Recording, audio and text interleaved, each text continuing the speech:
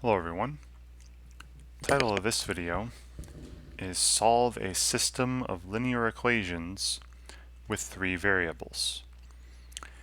Alright, and in every single example in this video, those 3 variables are going to be x, y, and z. Alright, and what we're going to be trying to do is find ordered triples, values of x, y, and z, that satisfy all the equations in a given system.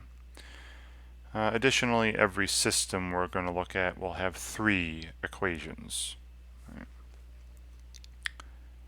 Now, all the exercises I'm doing in this video are taken from a free online textbook at openstax.org, and that book is Intermediate Algebra 2nd edition, from section 4.4 titled Solve Systems of Equations with 3 Variables. And the exercises I'll be working on in this video are exercises 166 all the way down through 189. Right. So that's 24 examples. And example 1 in the video will correspond to exercise 166. Example 2 will be 167, etc. Right, all the way down to example 24 will be exercise 189. And I will have time stamps for each of the examples, when each example begins. I'll have the time stamps for those in the description of the video, so that way you can bounce around. If there's a particular one of these exercises you want to see worked on, you can just skip ahead to it pretty easily. Hopefully look in the description. And one other thing I want to ask you to do, when I bring up a new example, pause the video and try to do it yourself first. Right? Because you're not going to learn much of anything if you're just watching me do it. So try to work on it yourself first, and then watch me do it, and compare your work with mine and see, where improvements could be made, where errors were made, or who knows, maybe you got it perfectly correct, or you got it right in a different way than I did. That could also happen. But just to compare and see where you're at. Okay, now here's example 1. This is exercise 166 in the text. Now before I get into this example, I want to talk about linear equations a little bit in 3 variables.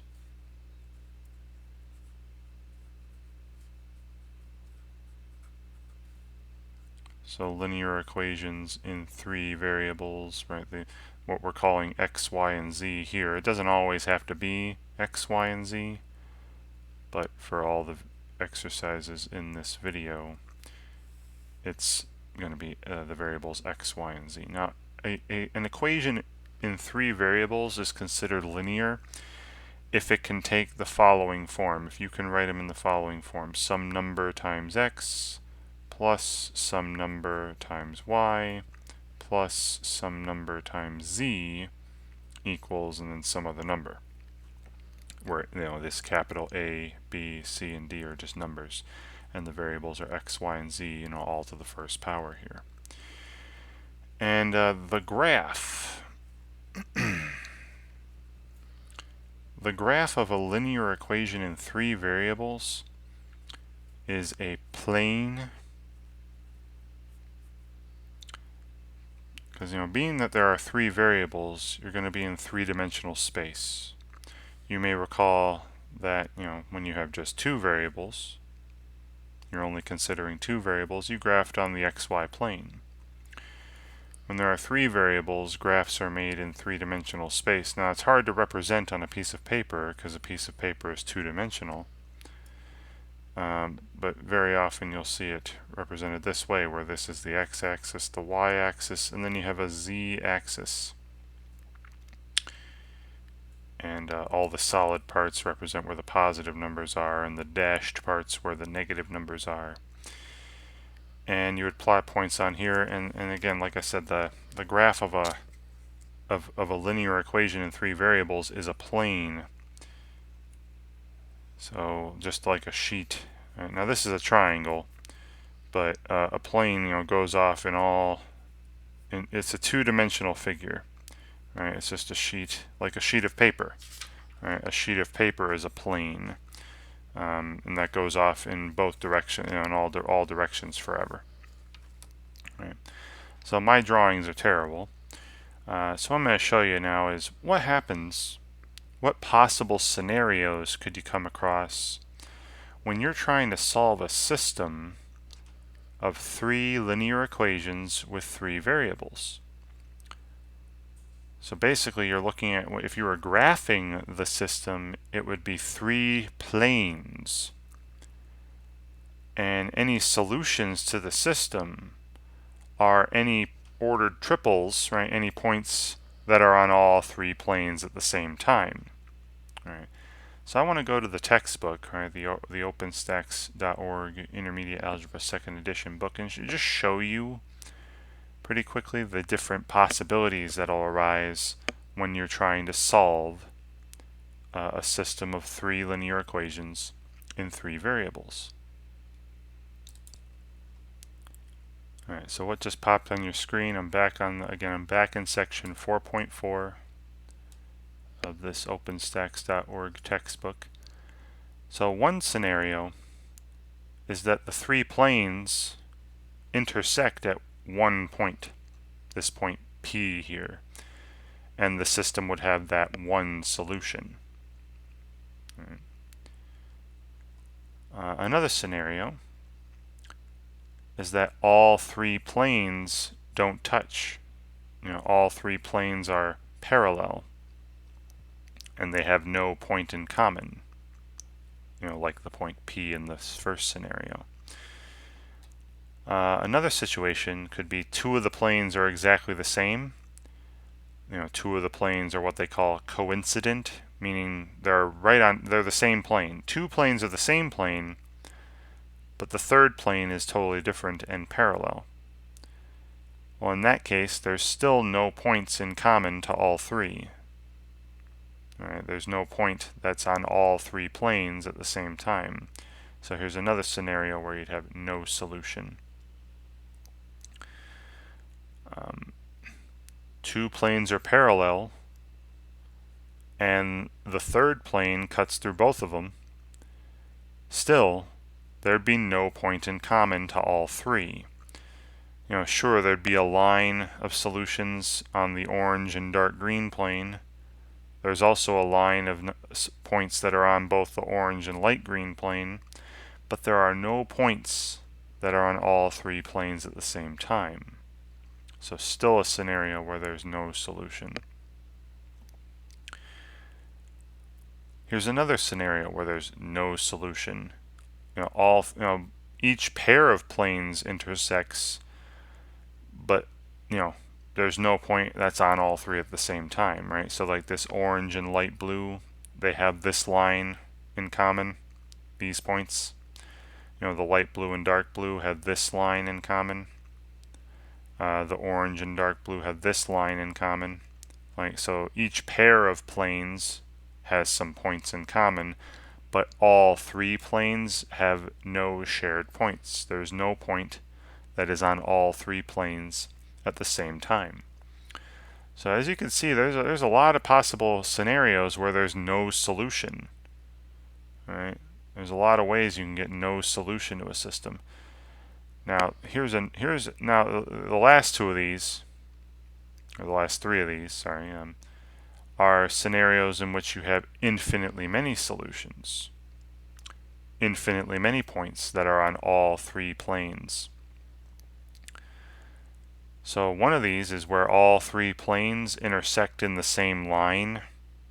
You see this line here at the that's in the middle of all 3 of these planes. So all the points on this line satisfy the system, right? They'd be on all 3 planes at the same time. Infinitely many solutions. Maybe 2 of the planes are the same, So two equations are exactly the same, and then the third plane cuts through those two. And then that line, right, again, it's another line of solutions. Every point on this line is on all three planes, satisfies the system. And then finally, if all three planes are the same plane, right, if all three planes are, what they call coincident, they coincide. Well, if all three equations are the same equation, really, if all three planes are the same plane, then every single point on the plane is a solution to the system, right? So not just a line like in the previous two scenarios. So there's a few scenarios where you can have infinitely many solutions, several scenarios where you have no solution, and there's only one scenario where you get exactly one solution, right, where there's only one point on all three planes at the same time. All right, so we're going to see examples of how to, we're going to be given systems of three equations with three variables, three planes, and we're going to try to see if we can find these points that are on all three. Now, again, there may be just one solution. We'll see what happens when there's no solution when we try solving. And we'll also see what happens when there are infinitely many solutions when we try solving. And then I'll go into, well, if we try solving and there's infinitely many solutions, do we have a line of solutions like these two here, or do we have an entire plane of solutions? All right, so we'll talk about how to figure that out as well. For the most part, being that this is geared toward an intermediate algebra class, you're just going to really have to say that there are infinitely many solutions, or no solution, or one solution, and here it is. All right. So back to the examples. Again, this is this first example corresponds to exercise 166 in this section. All right. So now that I'm done with the scenarios, let's get into the example. Now I'm going to solve this is all the systems are set up in a pretty nice way where I have all the variables on one side of the equal signs and constants, on the other side, just like this form here. Every equation I'm going to try to get in this form or have in this form: ax plus by plus cz equals d.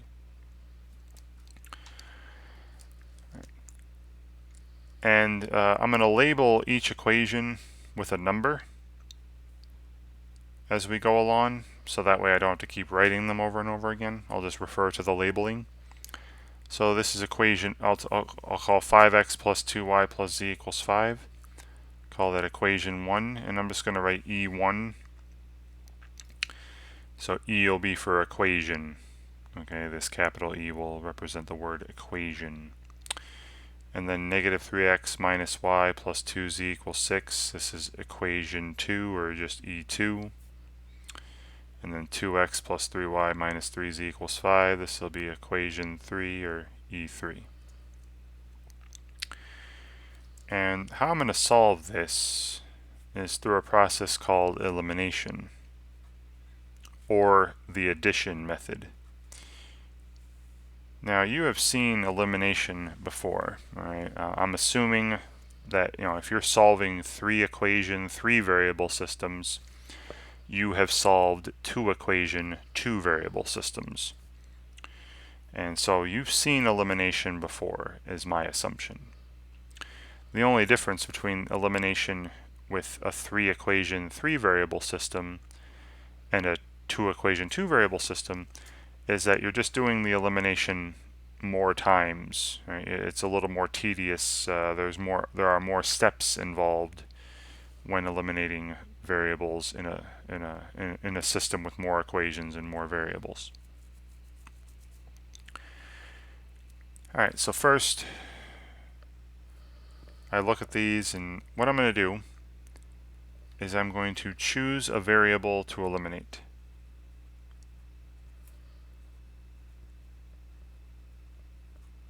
Choose a variable to eliminate. Now don't just erase it, right? Don't just eliminate it. So I'm going to eliminate z. I choose z. All right, for this example, I choose z. Then perform that elimination. Right? Perform elimination with basically twice. Right? Perform elimination with two pairs of equations.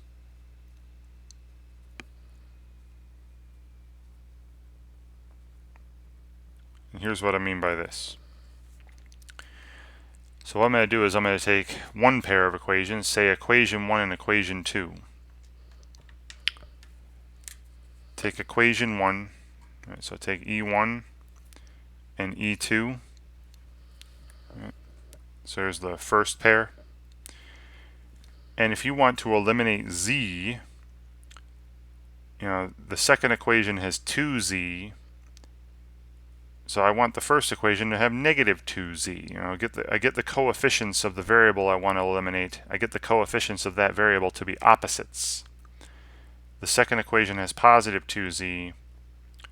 So I want to make the first equation have negative 2z.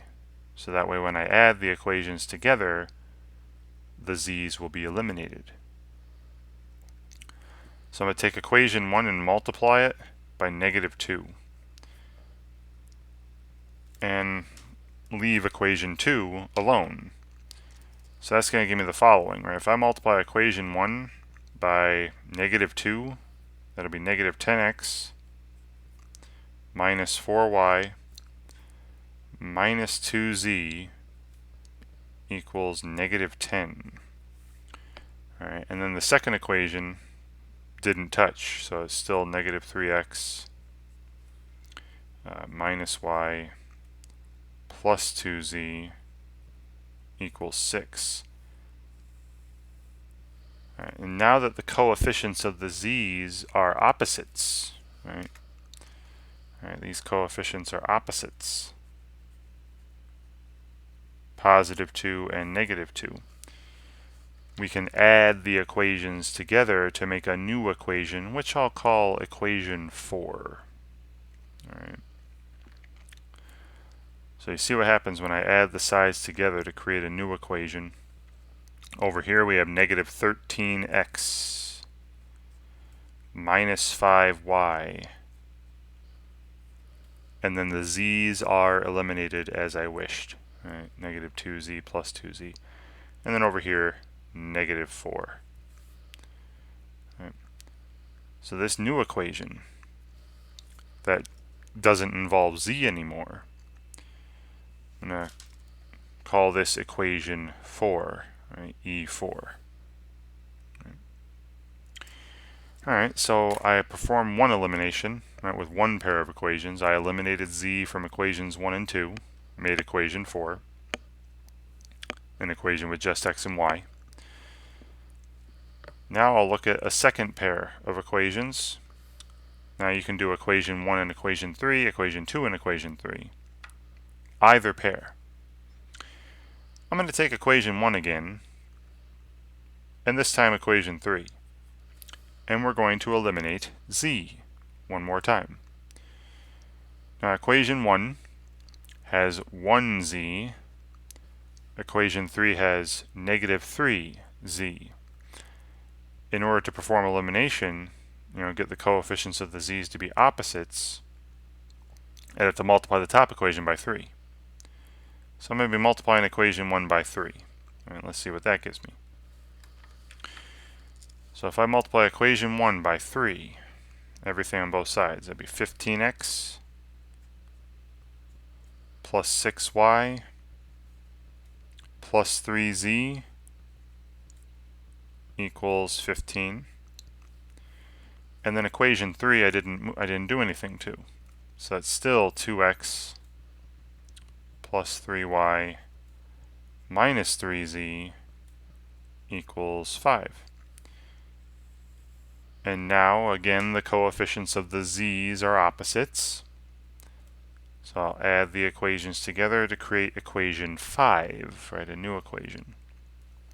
So I'll have, see here, 17x plus 18y.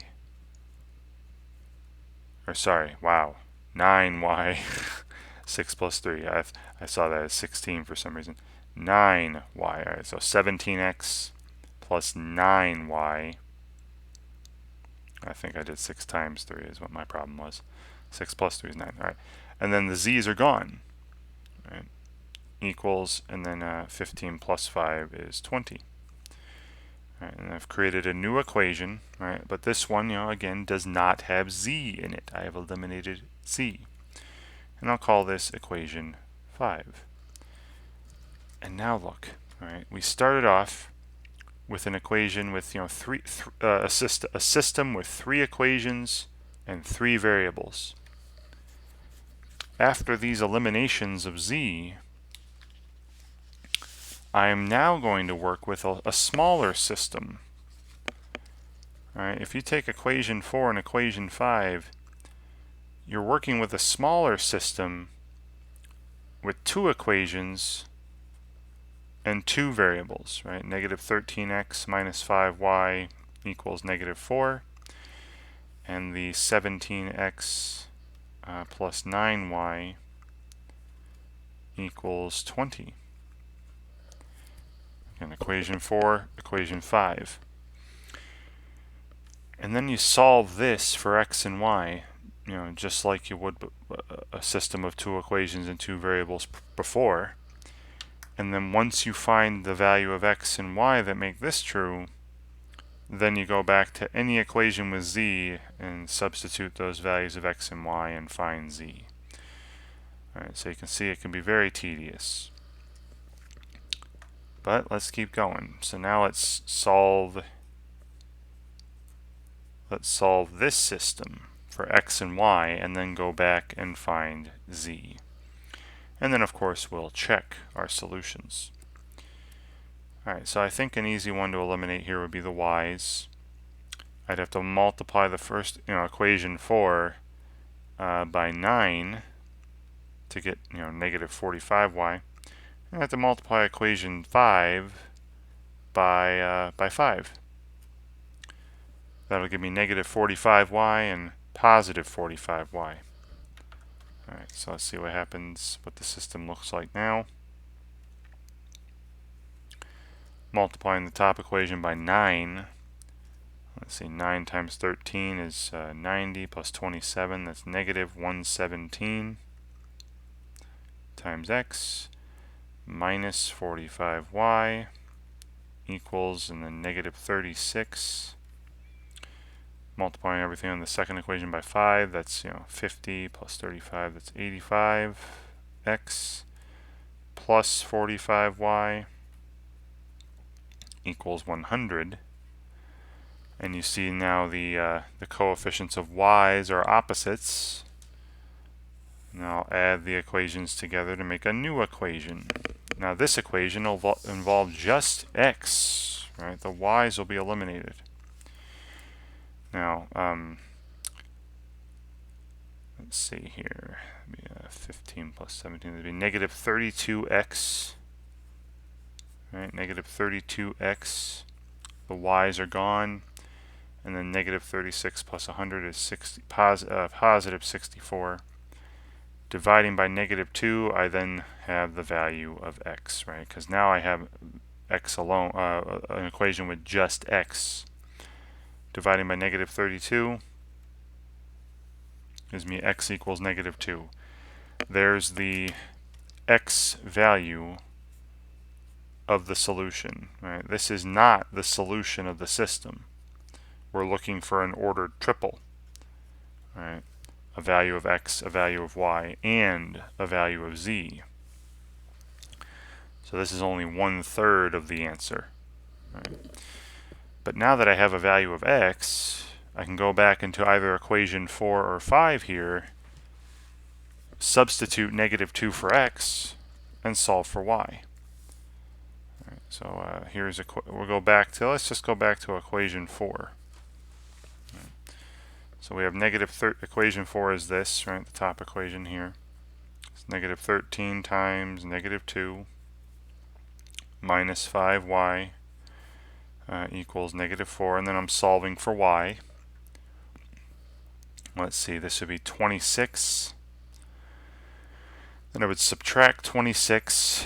That would give me negative 30 on the right, and then dividing by negative 5 would be positive 6. So there's the y value of the solution. So now I'm 2/3 of the way done. And now I need the z coordinate, or the z value. And since I have a value of x and y, now I just go back to any equation that has z in it.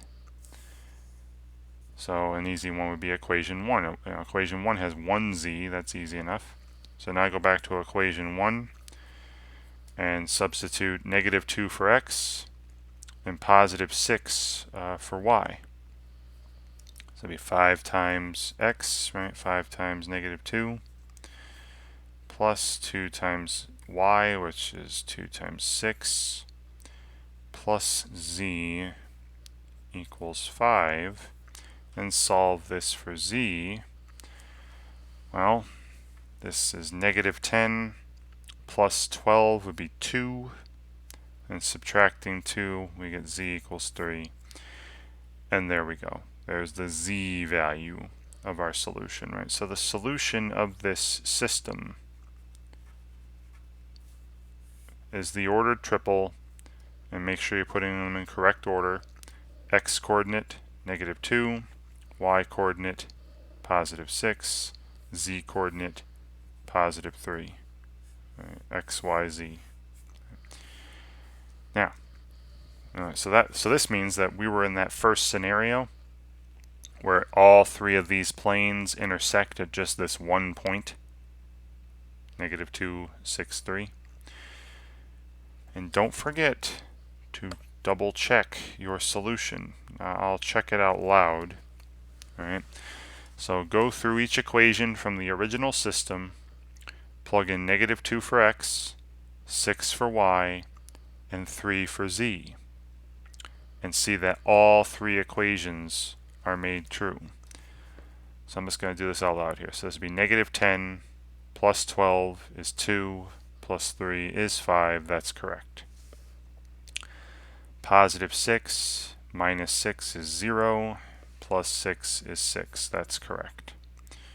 Negative 4 plus 18 would be 14. Minus 9 would be 5. That is correct.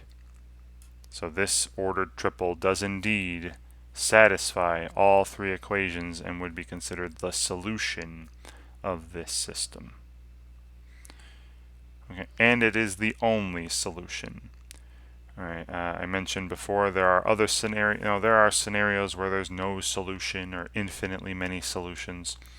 We'll see what happens in future examples later in the video.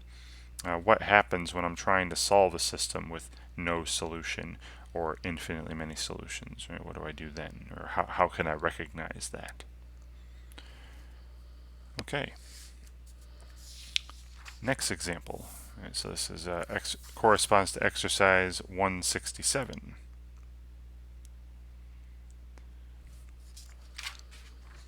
Right, so we have again three equations which I will label equation 1, equation 2, and equation 3. Alright, so just as before, I'm going to choose a variable. Right now there are three equations, three variables. I want to do some sort of elimination twice to get, two equations, two variables, just like in the first example. So again, I'm choosing to eliminate z. Again, you can choose whatever variable you want. And I'll start with equation 1 and 3. All right. Now if I want to eliminate z, there's 2z up here in equation 1. I'd have to multiply equation 3 by negative 2. Right, so I'm going to leave equation 1 the way it is, multiply equation 3 by -2. So we get these two here. So equation 1 stays the way it is. Multiplying equation 3 by -2. It says -6x, positive 6y, -2z, and positive 2. And then we add to eliminate z's. Now the nice thing here is this is actually really nice. X's are also eliminated, so I get just y equals 5. And there, I have the y value of my solution. Right? If this has any solutions, right? The y value's got to be 5 according to what I just did. Okay, but let's keep going, right? I eliminated z's from equation 1 and 3. How about now 2 and 3? Right? Again, you pick any pairs you want, but I'm going to be doing this twice for most of these examples. So equation 2 and 3. Equation 2 has -4z, so I need to multiply equation 3 by positive 4. So equation 3 times 4, and I'm leaving equation 2 the way it is. Right, so equation 2 is being left the same way. 2x plus y minus 4z equals 5. And I'm multiplying equation 3 by 4. So that's 12x minus 12y plus 4z equals -4. And now the z's have opposite coefficients. I'm going to add the equations, giving me 14x minus 11y, right, equals 1. Now, I already know that y equals 5. So what I'm going to do is here, I'm going to label this equation, I already have equations 1, 2, and 3. I'm going to call this equation equation 4, right, E4. And I know that y is 5. And this has y and x. I can plug in 5 for y and solve for x. So going over here, all right, we're in equation 4. We'd have 14 times x minus 11 times the y value of our solution is 5, as we saw. And this is equal to 1. And I solve for x.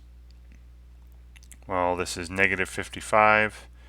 I would add 55 to get 56 on the right side. And then 56 divided by 14 is 4. So there's the x value of the solution. Alright, so now I know if this has a solution, x is going to be 4, y is going to be 5, and then I'll just go to the third equation because it's got 1z. It'll be easy to solve for z. Let's go to equation 3 now. I'm going to substitute 4 for x and 5 for y and solve for z. So we have 3 times 4 minus 3 times 5 plus z equals -1. This is 12 minus 15 is -3. I would add 3. 3 plus -1 is positive 2. So z is positive 2, right? So the solution, I'll just put SOL for solution. The solution is, and make sure you put them in the proper order, right? The x coordinate first, which is 4, comma, the y coordinate second, 5, comma, the z coordinate third, which is 2. And don't forget to check, right? Check the solution. Replace x with 4, y with 5, z with 2, and make sure it is indeed a solution of the system, right? That it does indeed satisfy all 3 equations. So again, out loud here, we'd have 24 minus 25 would be -1, plus 4 would be positive 3. So the first equation is true. 8 plus 5 is 13, minus 8 would be 5. That's true. 12 minus 15 is -3, plus 2 is -1. So this actually is a solution of this system. Okay. And yet again, we have the scenario where all three of these planes intersect at the one point. All right, this is the only solution. All right. Example 3, the next exercise. So same deal, 3 equations, 3 variables. And this time I'm deciding I want to eliminate the y. I want to eliminate the y's twice. So once again, I'll label the equations equation 1, equation 2, and equation 3, right? E1, E2, and E3. And I'll work with first equation 1 and 2. Right, so equation 1, equation 2. Now if I wish to eliminate the y's this time, I'd have to multiply the second equation by negative 5, right? That'll give it positive 5y, and then it'll be the opposite of negative 5y. So I'm going to multiply the second equation by negative 5. All right, let's see what we get. So first equation I left alone, 2x minus 5y plus 3z equals 8.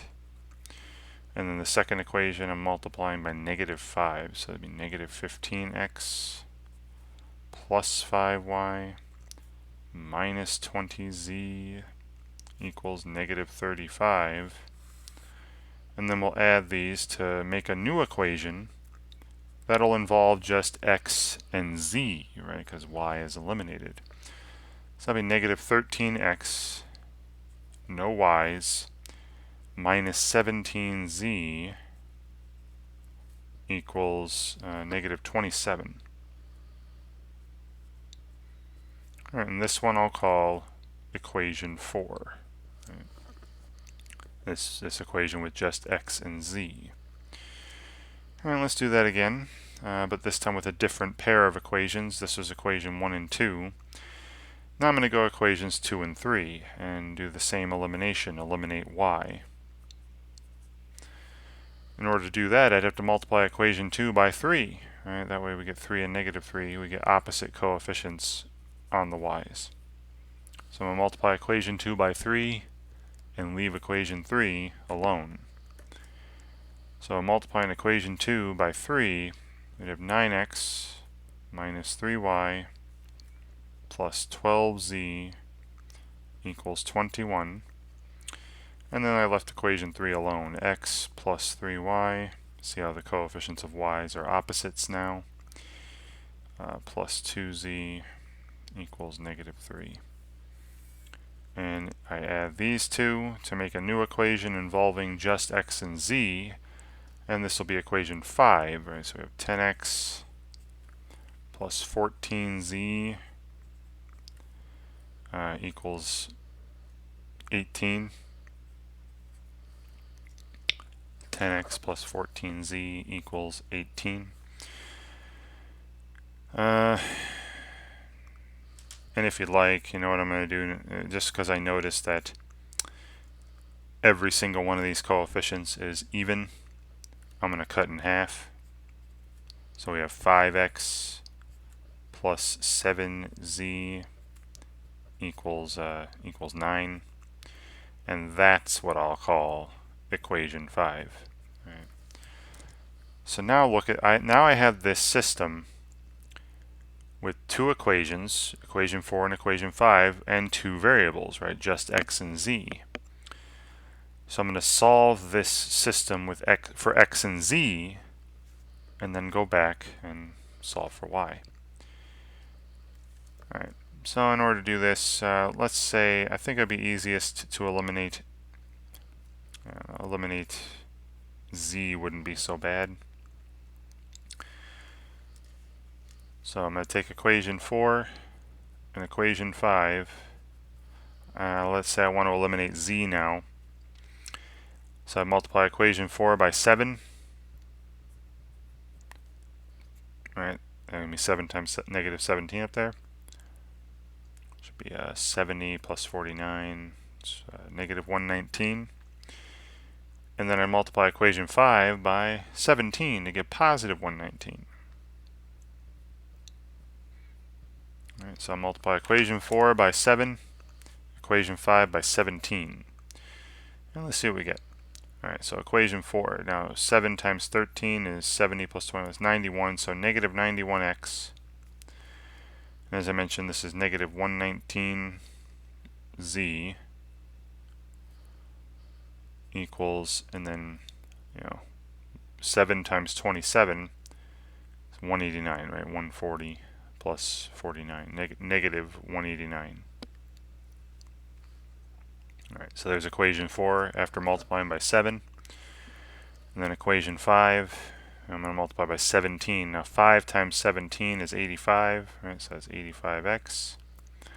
7 times 17, we've already mentioned, is positive 119, so 119z, and the coefficients of z's are opposites. And then 17 times 9, that's 90 plus 63, that's 153. Add these up, and then we'll get rid of the z's, and we'll be able to solve for x. All right, so this is negative 6x equals, and then negative 36. Negative 189 plus 153. And then dividing by negative 6, we see our x value of the solution, positive 6. All right, so x equals positive 6. And then I can plug in 6 for x in either equation 4 or equation 5 and solve for z. So I'm going to do that in equation 5. All right. So we have equation 5 here, 5 times x, right? 5 times 6 plus 7z equals 9, and solve this for z. Well, 5 times 6 is 30. I would subtract 30 to get negative 21, and then divide by 7. Z is negative 3. And now I have a value of x and a value of z.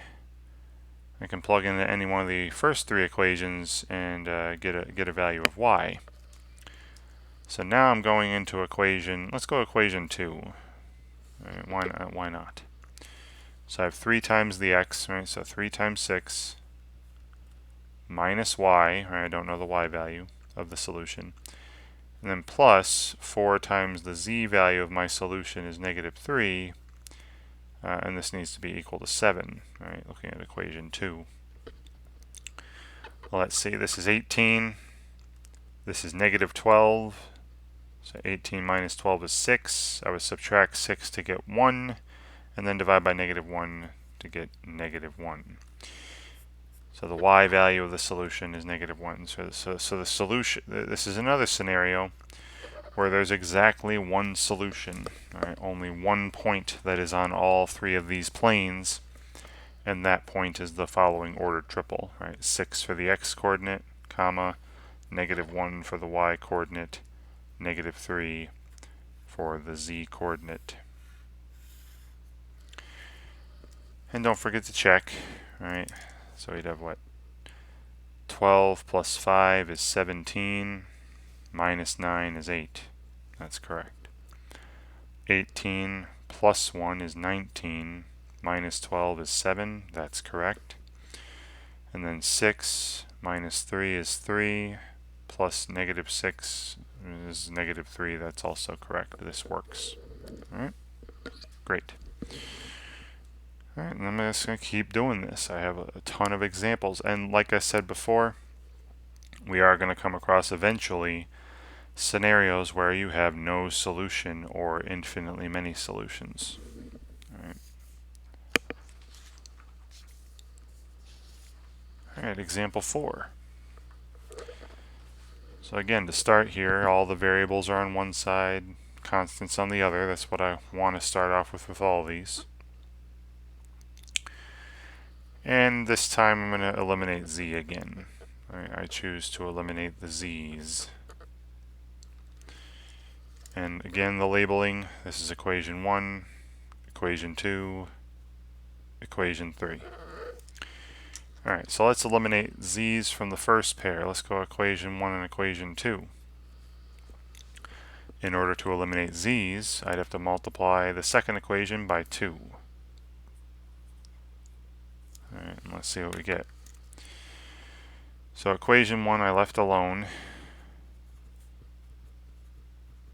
I didn't do anything to that one. Multiplied everything in equation 2 by 2. Right, so we have 4x minus 2y minus 2z equals 8. And then when I add these equations together to get a new equation, right, which I'll call equation 4, the z's will be eliminated. Right, so I just have 9x minus 5y equals 3. Right, and this, again, this is what I'll call this equation 4.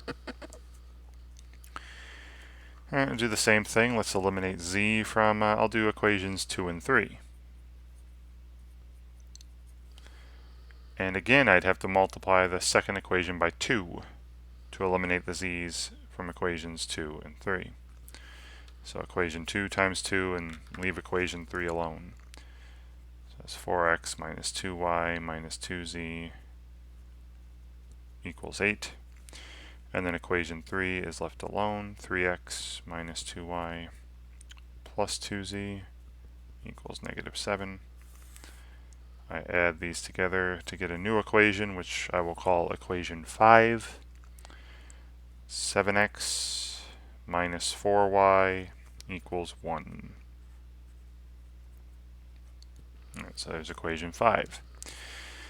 Now notice that equation 4 and 5, both of those have just the variables x and y.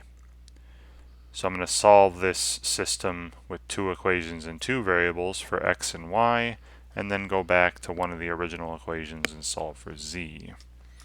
Alright, so off to the side here, we got equation 4 and equation 5. Now let's say I want to eliminate the y's. So let's say I multiply the top multiply equation 4 by 4. That'd give me negative 20y. And multiply equation 5 by negative 5 to give me positive 20y. Right, so equation 4 times 4, equation 5 times negative 5. Alright, so equation 4 times 4, that'd be a 36x minus 20y equals 12. And equation 5 times negative 5 would be negative 35x plus 20y equals negative 5. And when we add these, we see very clearly that x equals 7. And we eliminate the y's. Okay, and now that I know the x value of the solution is 7, again, you can go into either equation 4 or equation 5, replace x with 7, and solve for y. So I'm going to go into equation 4. So we have 9 times x, right, 9 times 7, minus 5 times y equals 3. This is 63. Right, I would subtract 63 to get negative 60 on the right. Dividing by negative 5 gives me positive 12. Right. So x is 7, y is 12, and then going back to either of the first three equations, we can find z. Again, I'll go to equation 2, just because it has a negative 1z, that's easy to work with. So you got 2 times the x, right, 2 times 7, minus the y, right, minus 12, minus z, I don't know z yet, equals 4. And solving this for z gives me the following, right? 14 minus 12 is 2. I would subtract 2 to get 2 over here, divide by negative 1 to get negative 2. Alright, so the solution of this system, and again, it's a scenario where all three planes meet at just one point. There's only one ordered triple that's on all three planes. And that ordered triple is the following, right? And again, put them in the proper order. X coordinate first, so 7. Y coordinates 12. Z coordinates negative 2. And don't forget to check. Put them back in, and I'm going to stop checking. I checked out loud for the first three. I'll leave it to you for the rest of them. Okay, so just make sure to check that that actually satisfies all three equations, and it should if I did everything correctly. pretty sure I did. All right. Example 5, next exercise. Same deal. All right. 3 equations, 3 variables. And one more time, I'll call this, equations 1, equation 2, equation 3. And I'm choosing to eliminate z to start again. Right. I'll do it from equations 1 and 2 first. In order to do that, that has 4z. I'd have to multiply this by -4. So I'm going to multiply equation 2 by -4. And then we'll add the equations and eliminate z's from this first pair. So equation 1 I didn't change.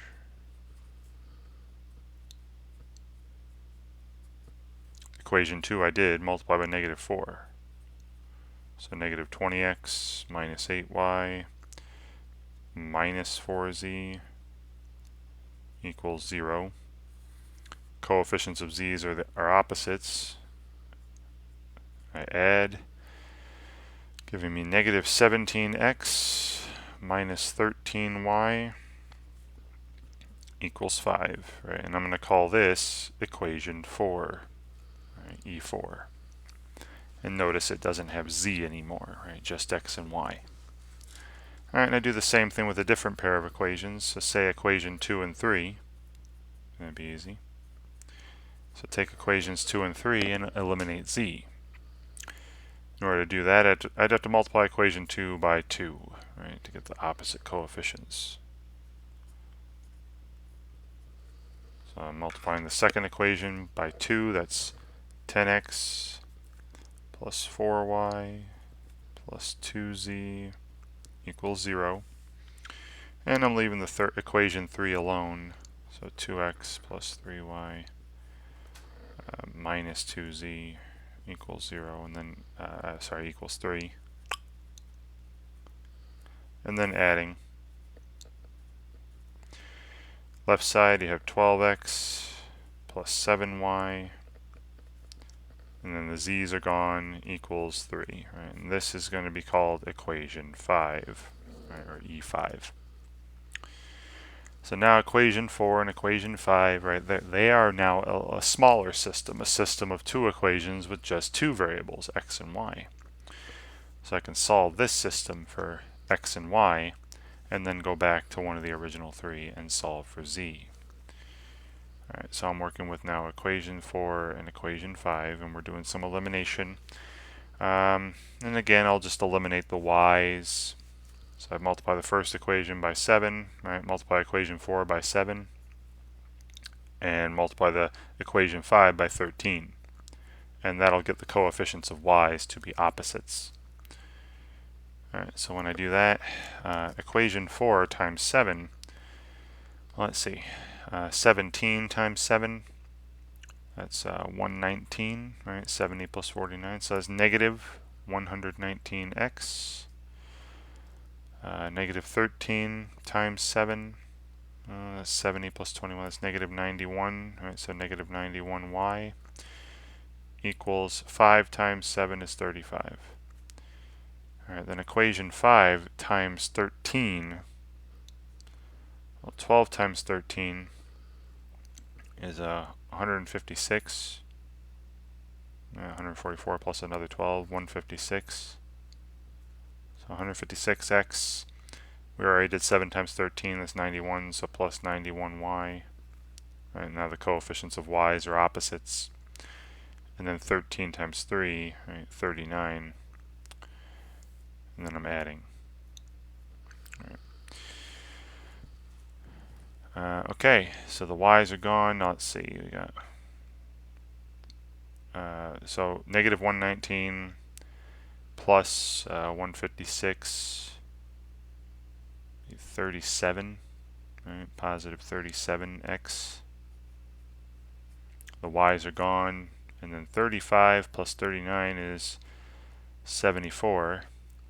And then we can see very clearly now that x must be 2. Right, dividing both sides by 37. And now I can go take 2 for x, go back into either equation 4 or equation 5, and solve for y. I'll go into equation 5 this time. So we have 12 times the x, right? 12 times 2 plus 7y equals 3. This is 24. Subtracting 24, that would give me negative 21 on the right, divided by 7. Y would be negative 3. Right? Negative 21 divided by positive 7. And now I have x and y. I'll go back to equation 2 and solve for z. Right, so that's 5 times the x, so 5 times 2, plus 2 times the y, right, 2 times negative 3, plus the z equals 0. This is 10 plus negative 6, that's 4, and then I'd be subtracting 4, get z equals negative 4. Right, so the solution, or the ordered triple that satisfies all 3 equations, is 2 for x, negative 3 for y, negative 4 for z, and just make sure you're putting those in the proper order. And don't forget, I'll put a check mark, right? Check your solutions, right? And they should be working. Put in. Let me just do the first equation here. We got 6 plus 15 is 21, minus 16 is 5. It works with the first one. I'll bet you it works with the other two. I'll leave that to you. All right. Okay, moving right along. Every single one of these so far has been pretty similar. All right. So here again, because of the 1z, if I see 1 or negative 1 as a coefficient on one of the variables, that's usually one I'll pick to eliminate. So again, I'm going to choose to eliminate z's here. And once again, the labeling, equation 1, equation 2, equation 3, E1, E2, E3. Okay, so first I'll eliminate the z's from equations 1 and 2. In order to do so, I would just have to multiply the first equation by 4. Alright, and that yields the following. We'd have 16x minus 12y plus 4z equals 28. And then leaving equation 2 alone, 2x minus 5y minus 4z equals 3. And then we have the z's are opposites now, so we can add, get rid of them. 18x minus 17y then equals 31. And I'll call this equation 4. And it's just an equation with x and y, no z. And I'll do it again, right? Eliminate z from this time. Let's go equation 1 and equation 3.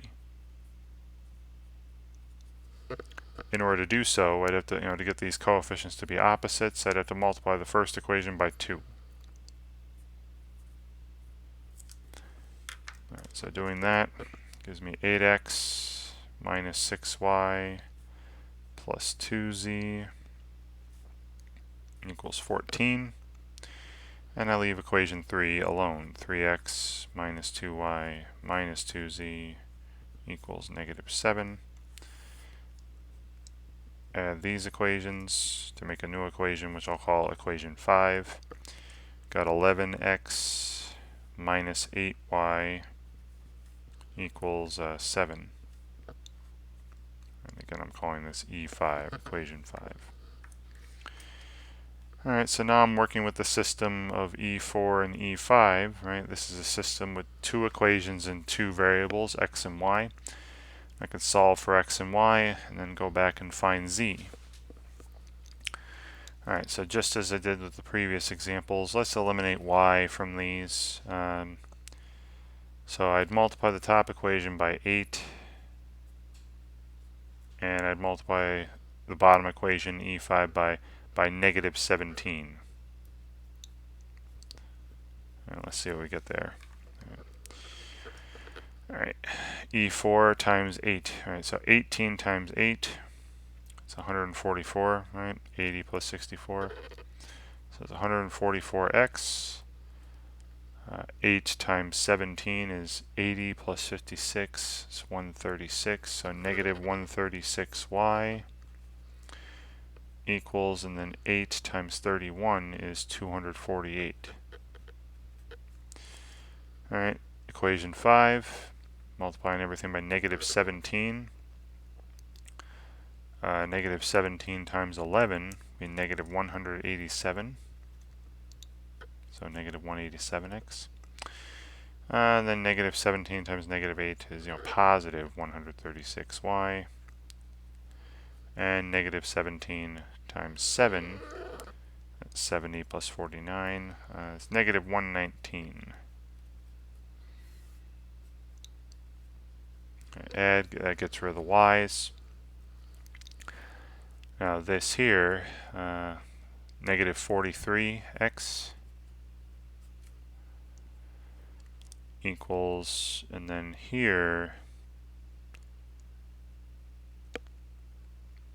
let's see, it's 9 there, and 2 there, and 1 there, 129. Alright. And then dividing both sides by negative 43 gives me x equals negative 3. That's a nice integer again. Okay, and then if x is negative 3, go back into either equation 4 or equation 5 and solve for y. I'll do equation 5 this time. So we have 11 times x, so 11 times this negative 3, minus 8 times y, equals 7. Solve for y. Right, so this is negative 33. I would add 33 to get 40. Divide by negative 8 to get negative 5. Alright. And then put these into some equation 1, 2, or 3 and solve for z. Alright. So I'm just going to go to equation 1. We have 4 times x, right? 4 times the negative 3, minus 3 times the y, which is negative 5, plus z equals 7. This is negative 12 plus 15. That'd be 3. Subtract 3, I get z equals 4. Alright, so the solution to this system is the ordered triple negative 3 for x, negative 5 for y, and 4 for z. And please, please, please don't forget to check if that is correct. And it should be. I know I did everything right here. But I'll leave it to you. Alright. Example 7. Same deal. Solve this system. Find values of x, y, and z that satisfy all three equations. So this time, again, I'm noticing, if one of the variables has a coefficient of 1 or negative 1, that's usually the one I end up eliminating. So this time, I'm going to choose to eliminate x's. And again, this is equation 1, equation 2, equation 3. And I'll start with equation 1 and equation 3. Now, in order to eliminate the x's, I'd have to multiply equation 3 by negative 3. Alright, so equation 1 I didn't touch.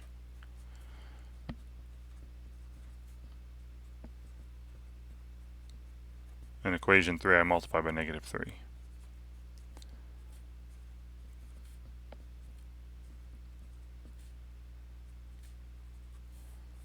Then we add. Gets rid of the x's. You got 2y plus 8z equals negative 2. And just as I did in an earlier example, I'm not going to call that equation 4. I'm going to cut everything in half. I noticed that every coefficient is some multiple of 2. So I cut this in half and make it y plus 4z equals negative 1. And this will be equation 4. And I'll call that E4. Alright, now I'm going to do the same thing, eliminate x's, but this time from equation 3 and 2. Alright, so equation 2 and equation 3 this time. In order to do that, I'd have to multiply equation 3 by negative 2. Right, and then we'll see what we get. So I'm leaving equation 2 alone.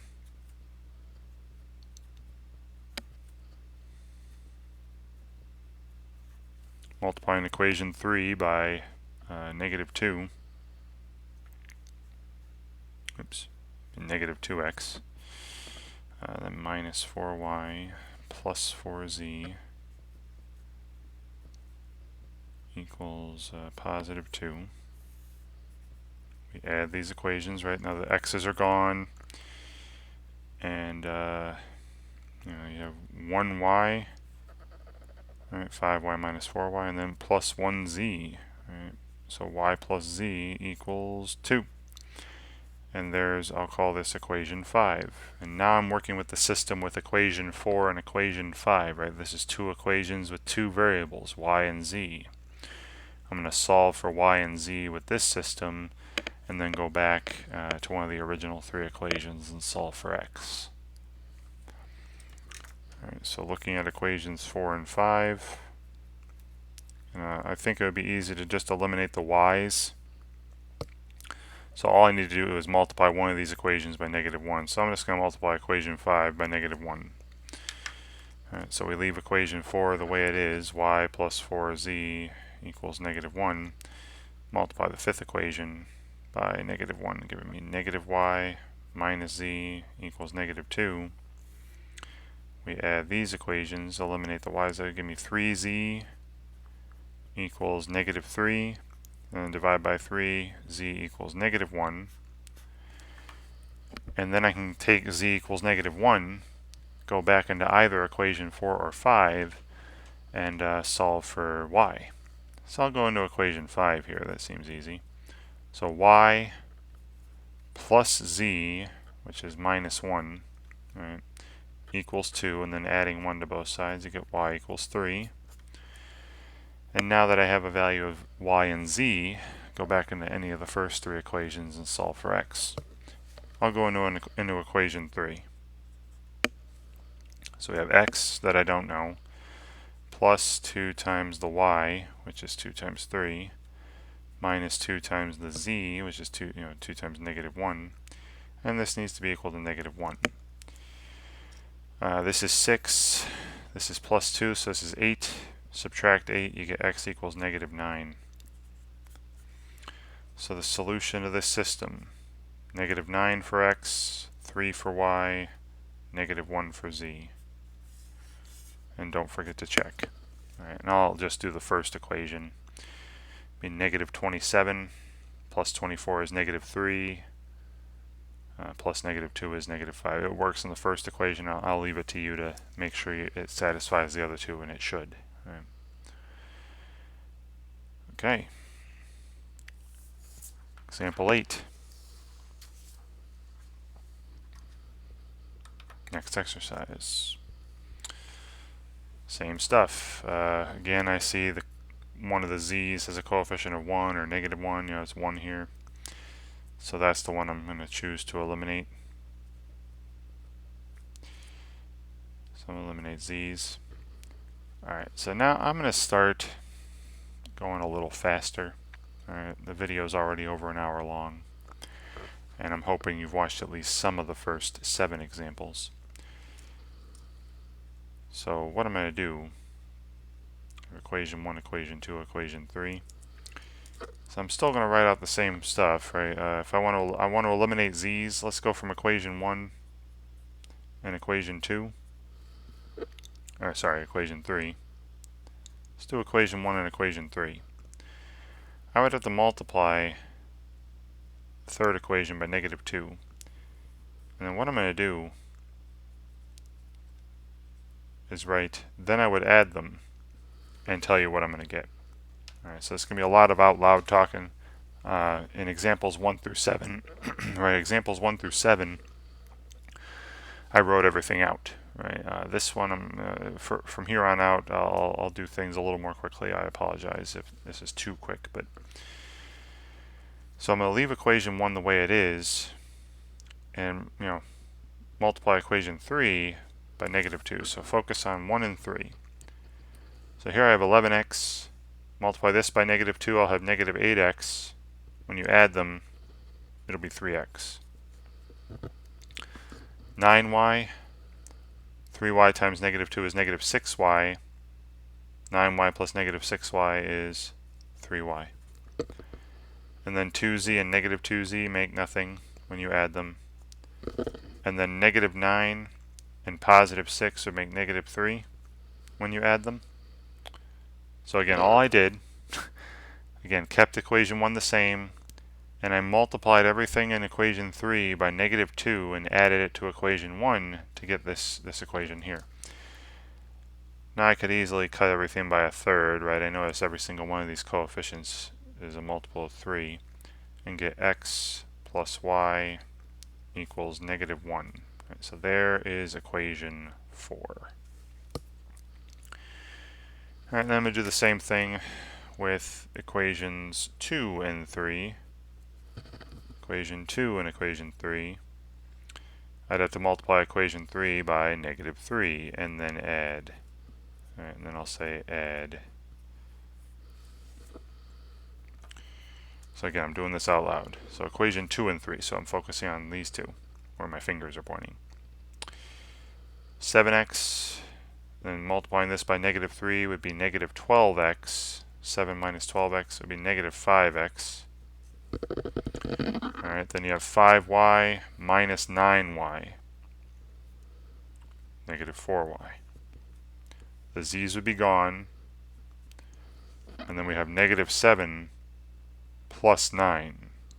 It's positive 2. There's equation 5. Alright. So again, I kind of did that out loud pretty quickly. If you want to get more examples with more details written, go through examples 1 through 7 again. Alright, so now I'm working with equation 4 and 5 here. Let's say I just want to eliminate the y's and solve for x. So I'm going to multiply equation 4 by 4 and then add. Alright, and then again I'm going to take equation 4 times 4 and add it to equation 5, and that'll give me a new equation with just x in it. So in here, so 4x plus negative 5x would be negative 1x. The y's would be gone, and then negative 4 plus 2, negative 2. So x is positive 2. Right, x is positive 2. And then I plug in positive 2 for x in either equation 4 or 5 and solve for y. Well, I'm hoping, again, going to kind of blow through these a little more quickly now. 2 plus y equals negative 1. I'd subtract 2. Then y would be equal to negative 3. Right? 2 plus negative 3 is negative 1. Alright, now that I have x and y, I can go back and find z. Now this one I'll actually write out because the mental math out loud might be too much. So example 3, 4 times the x, right? 4 times 2, plus 3 times the y, 3 times negative 3, plus z equals negative 3. This is 8. This is negative 9. Making negative 1, and then I would add 1 to get negative 2. Z is negative 2. Alright, so the solution to this system, again, just 1 point, only one solution, one more time here, is x is 2, y is negative 3, z is negative 2. That ordered triple. And again, please check it. I'm putting the check mark there to remind you to check your solution. Let me just do it in the first equation. We have 22 plus negative 27 would be negative 5.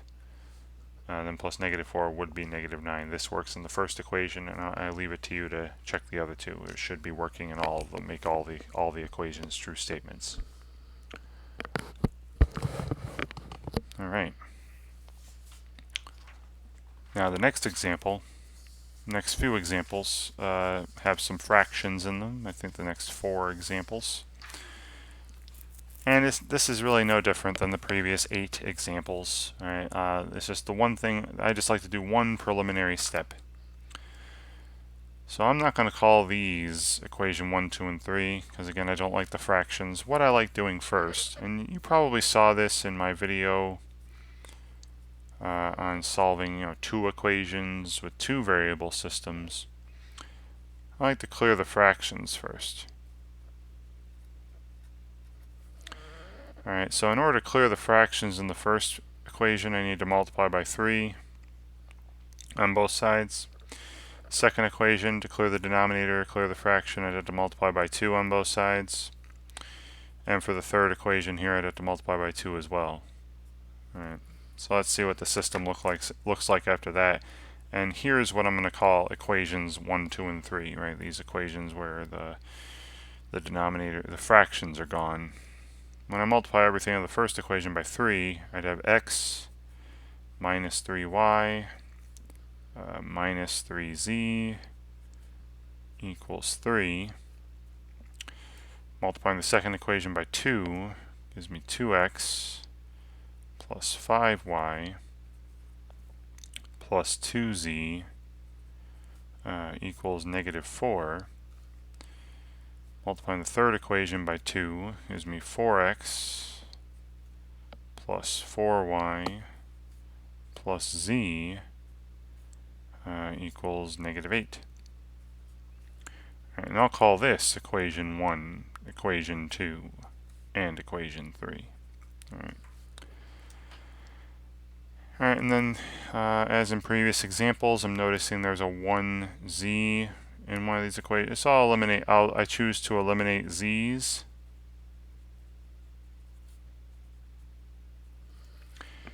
And first pair I'll do it with is equations 1 and 3. So equation 1, equation 3, I want to eliminate z.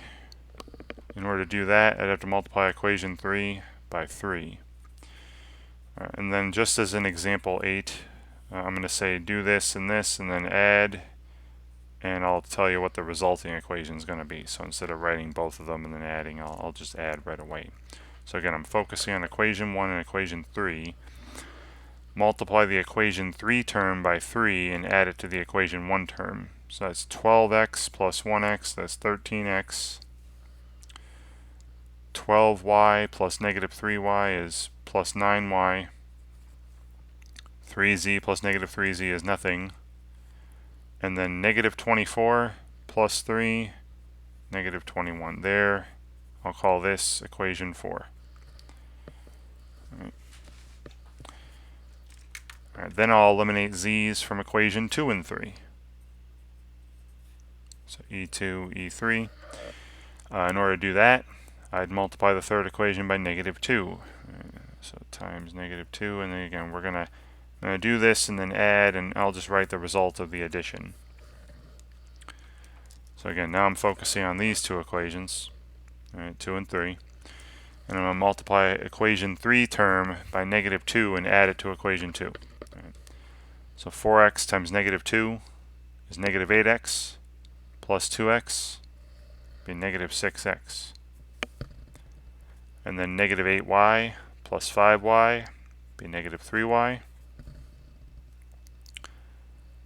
Alright, negative 8y plus 5y, negative 3y, and then negative 2z plus 2z is 0z, right, the z's are gone.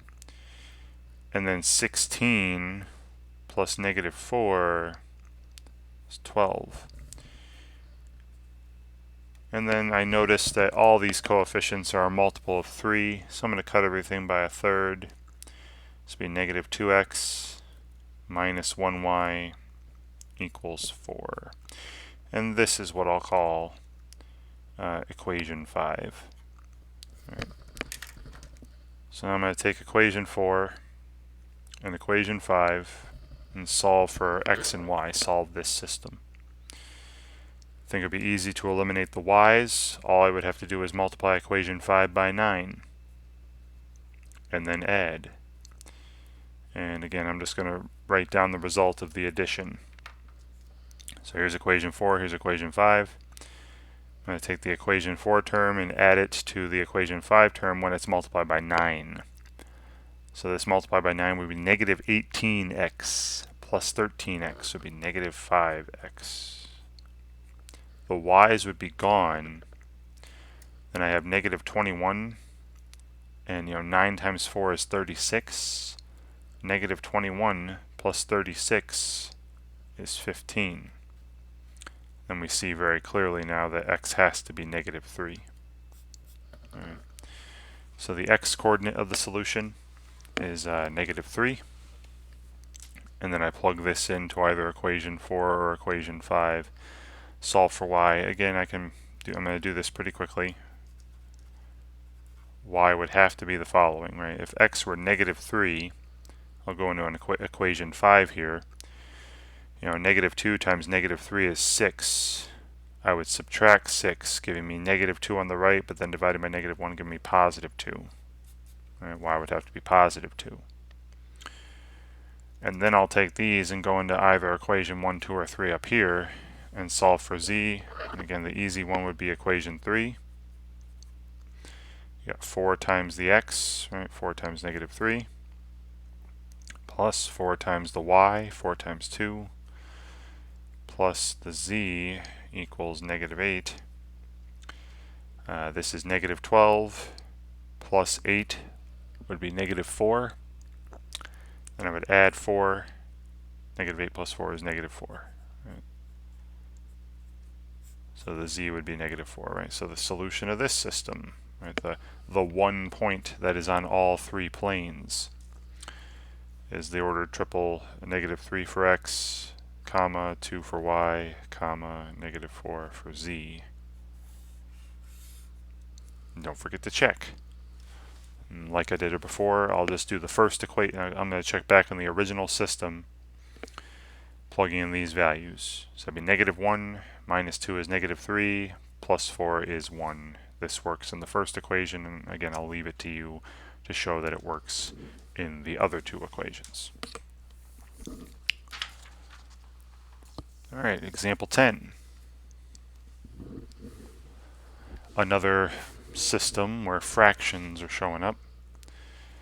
And just as in example 9, I'm going to clear the fractions. So I'd multiply the top equation by 2, this middle equation by 5, and this bottom equation by 3 on both sides. And that'll give me a new system, but with equivalent equations. Right? They're the same equations, really. Multiply the top equation by 2. I'd have 2x plus y plus z equals 0. And I'll call this equation 1. Multiply the second equation by 5. You'd have x minus y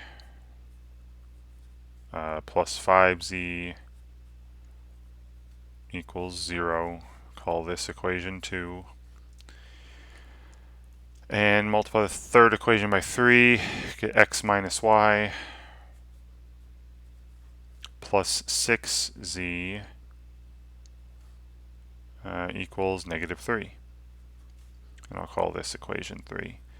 Now looking at all these coefficients, the easiest variable to eliminate would be the y's. I hope you can see why. There's 1, negative 1, and negative 1 again. Right? So here I'm going to choose to eliminate the y's. So I'll start with equations 1 and 2. And all I would need to do is add them. Because the coefficients are already opposites. And if I do that, 2x plus 1x is 3x, y plus negative y is 0, z plus 5z is 6z, and equals 0 plus 0 is 0.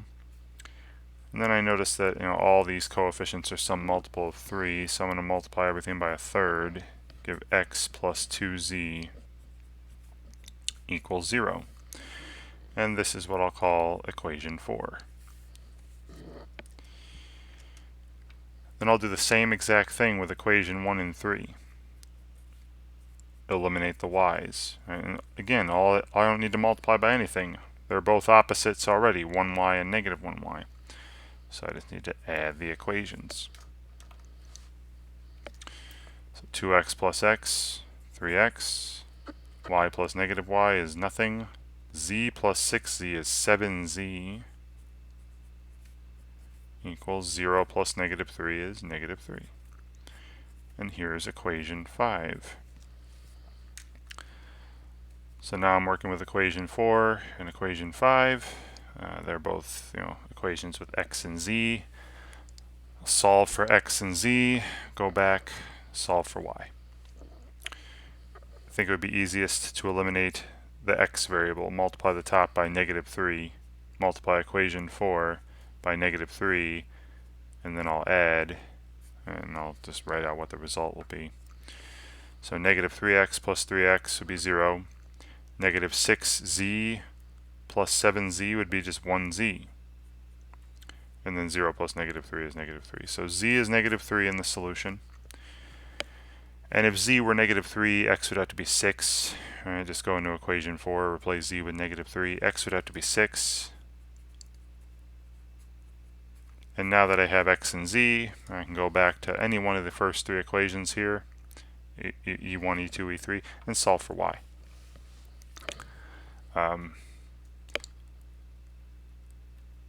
I'll just tell you out loud. Because if x were 6, this would be 12, and z were negative 3. 12 plus negative 3 is 9. Then I have to subtract 9. Y would be negative 9. Alright, so 6. So the solution to this system, ordered triple, 6 for x, negative 9 for y, negative 3 for z. Right? And again, make sure you're putting those in the proper order, x, then y, then z. And don't forget to check. Alright, don't forget to check. And I'll just check in the first equation and leave the other two to you. So 6, and then here we have, negative 9 halves plus negative 3 halves. That'd be negative 12 halves, which is negative 6. 6 plus negative 6 is 0. It works in the first equation. And I leave it to you for, to check that the other two indeed are satisfied. All right, example 11. Another one with some fractions in it.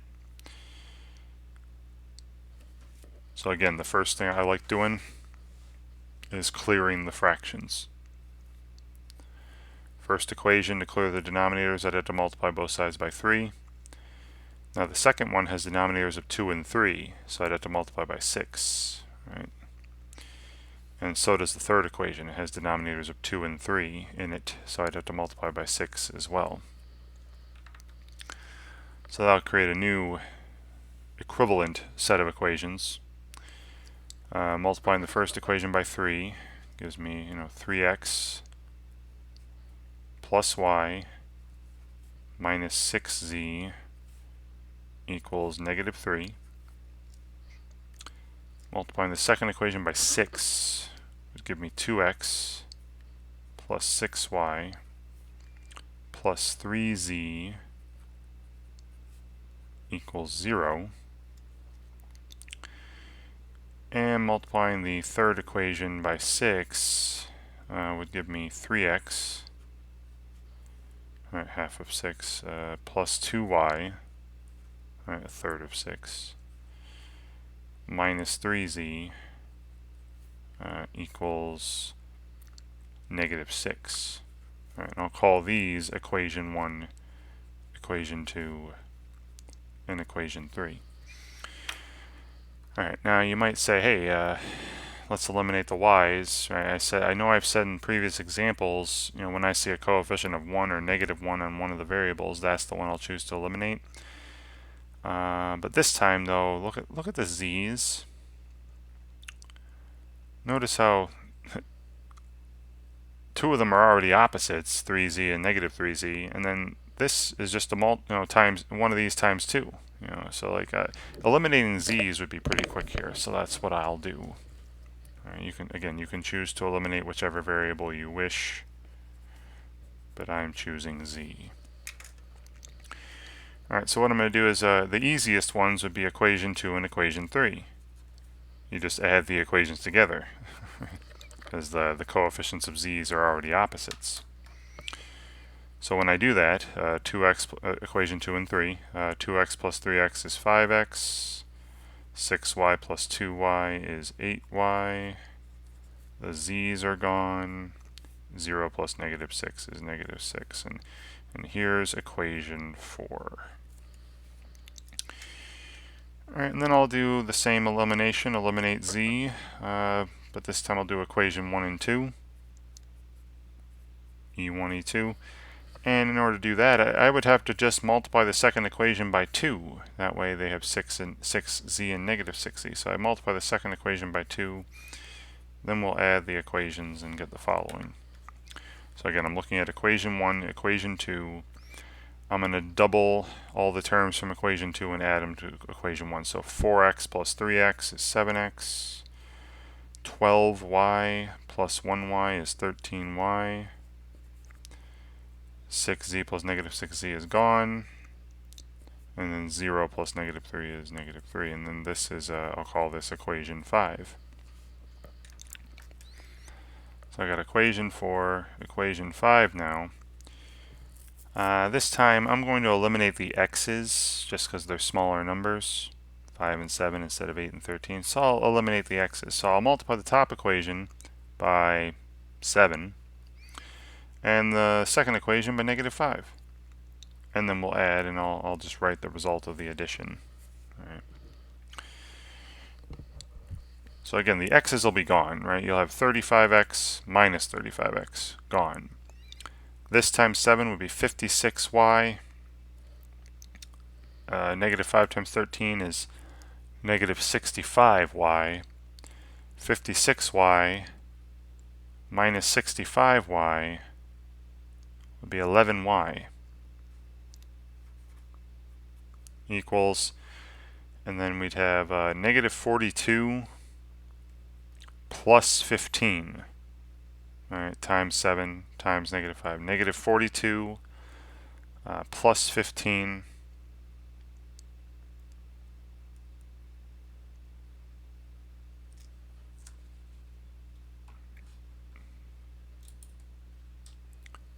Sorry, I had to go away there for a second. Negative 40. All right, so negative 42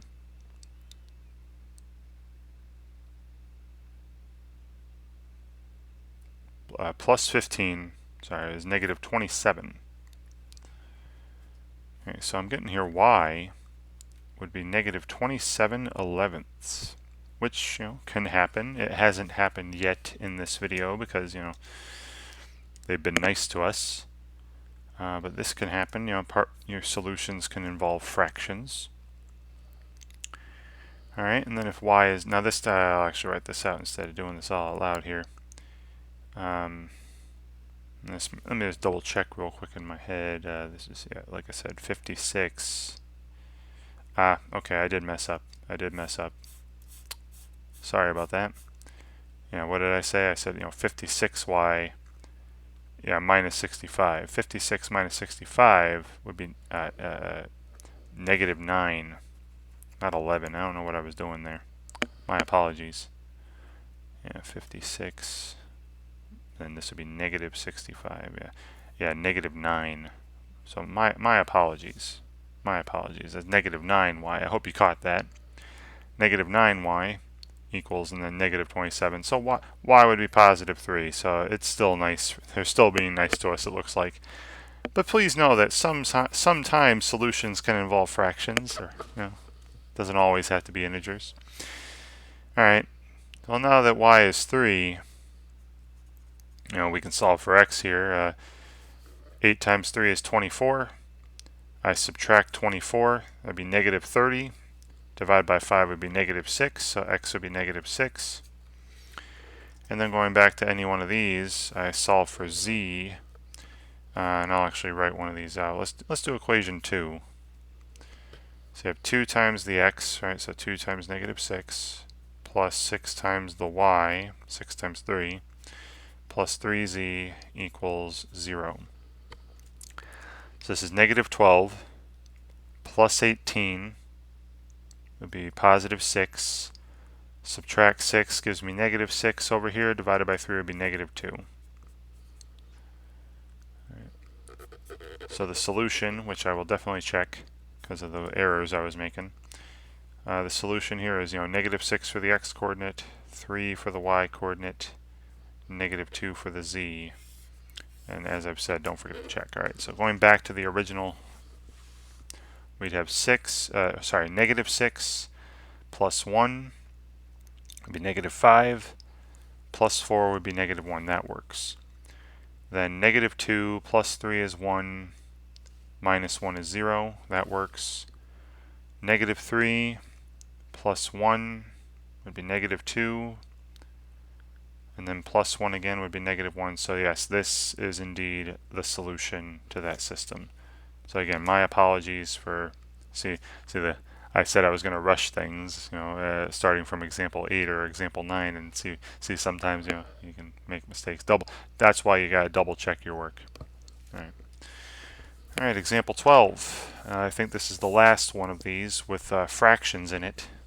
All right, with fractions as coefficients. And as with the previous 3 examples, right, the first thing I like doing is clearing the fractions away. So first equation, I would have to multiply both sides by 6. Same thing with the second equation, right? You got denominators of 2 and 3, so you have to multiply by 6 to clear those out. And then the last equation, just 2. And then we get an equivalent system with integer coefficients.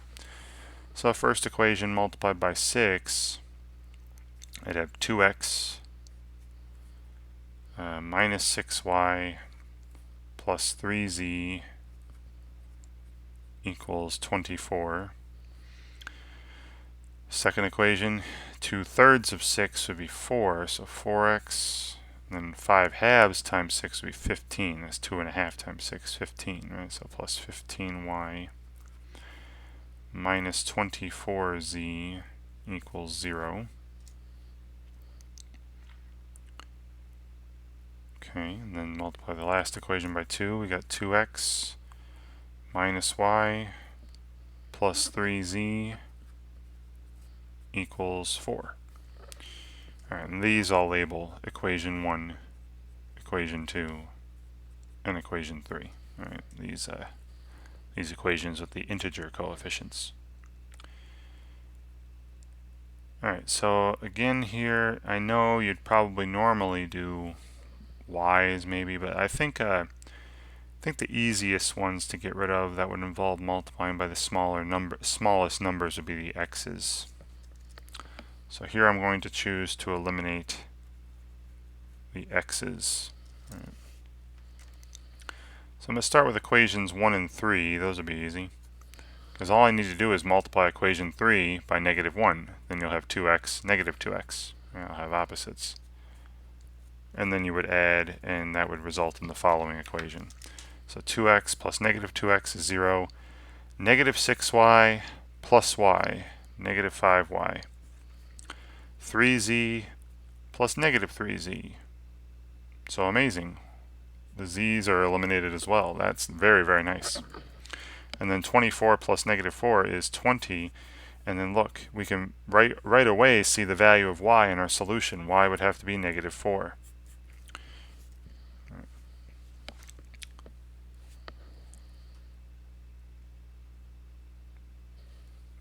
And then, so there, I eliminated, x's from equation 1 and 3. Now let's just do it from, say, equations 1 and 2. And keep in mind that y is negative 4 when we're done here. So I've got 2. So in order to do that, I'd have to multiply the first equation by negative 2. All right, that'll give me negative 4x, and this is going to be positive 4x. And then add. All right, so I'm going to multiply the first equation 1's terms by negative 2, and then add them to equation 2. So negative 4x plus 4x is nothing. Positive 12y plus 15y would be 27y. And don't forget, y is negative 4. I'll use that in a second. And then negative 6z, negative 6z plus negative 24z be negative 30z equals, and then negative 48 plus 0, And then one thing I notice about all these is I can cut them all by a third. This would be 9y minus 10z equals negative 16. But then we can use the fact that y is negative 4 to make this solve for z. All right, y, I guess I could call this equation 4 here, but if y is negative 4, 9 times negative 4 is negative 36. And then I would add 36 to give me positive 20 on the right side, and then divide by negative 10. Z is negative 2. All right, 20 divided by negative 10. So I have a value of x, a value of y.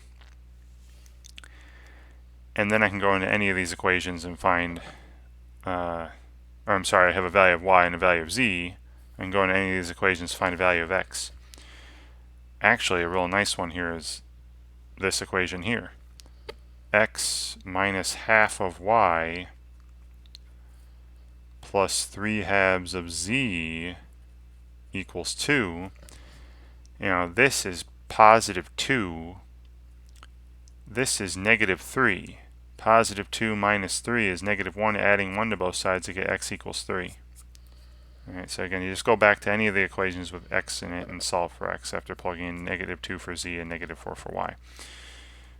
Alright, so again, we have, so far in examples 1 through 12, we have had the scenario where, all three planes have one point in common. And this one, that's the point 3 for x, negative 4 for y, and negative 2 for z.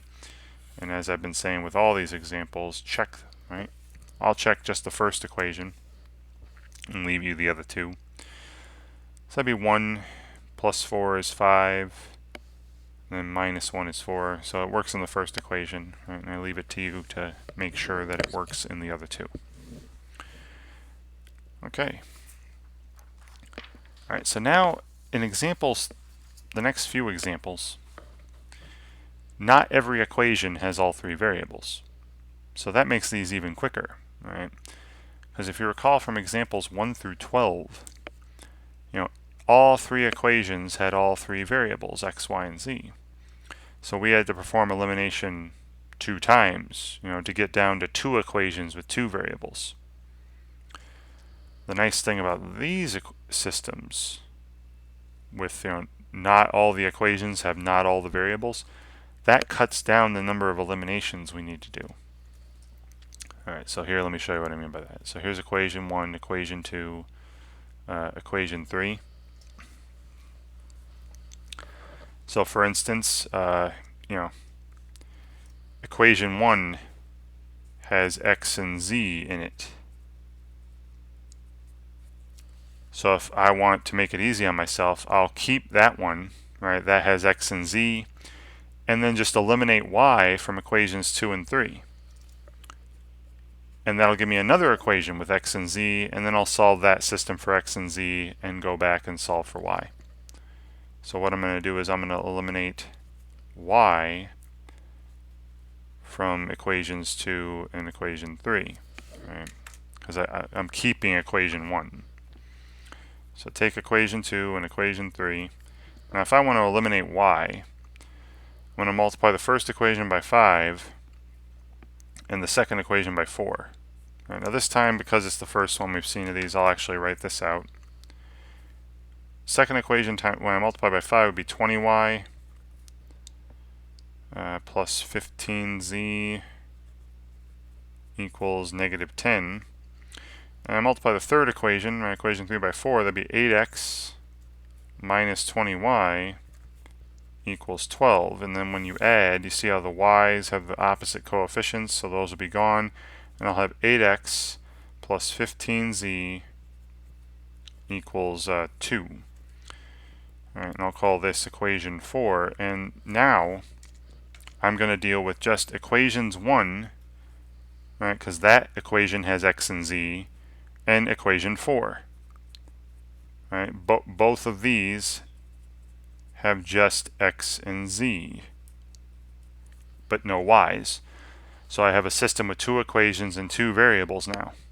and I can solve this system, equation 1 and equation 4, I can solve this for x and z, and then go back to some equation with y in it and solve for y. Alright, so looking at equation 1 and equation 4, I'm gonna choose to eliminate x. So I'm gonna multiply equation 1 by -8, right? Because there's x here, 8x here.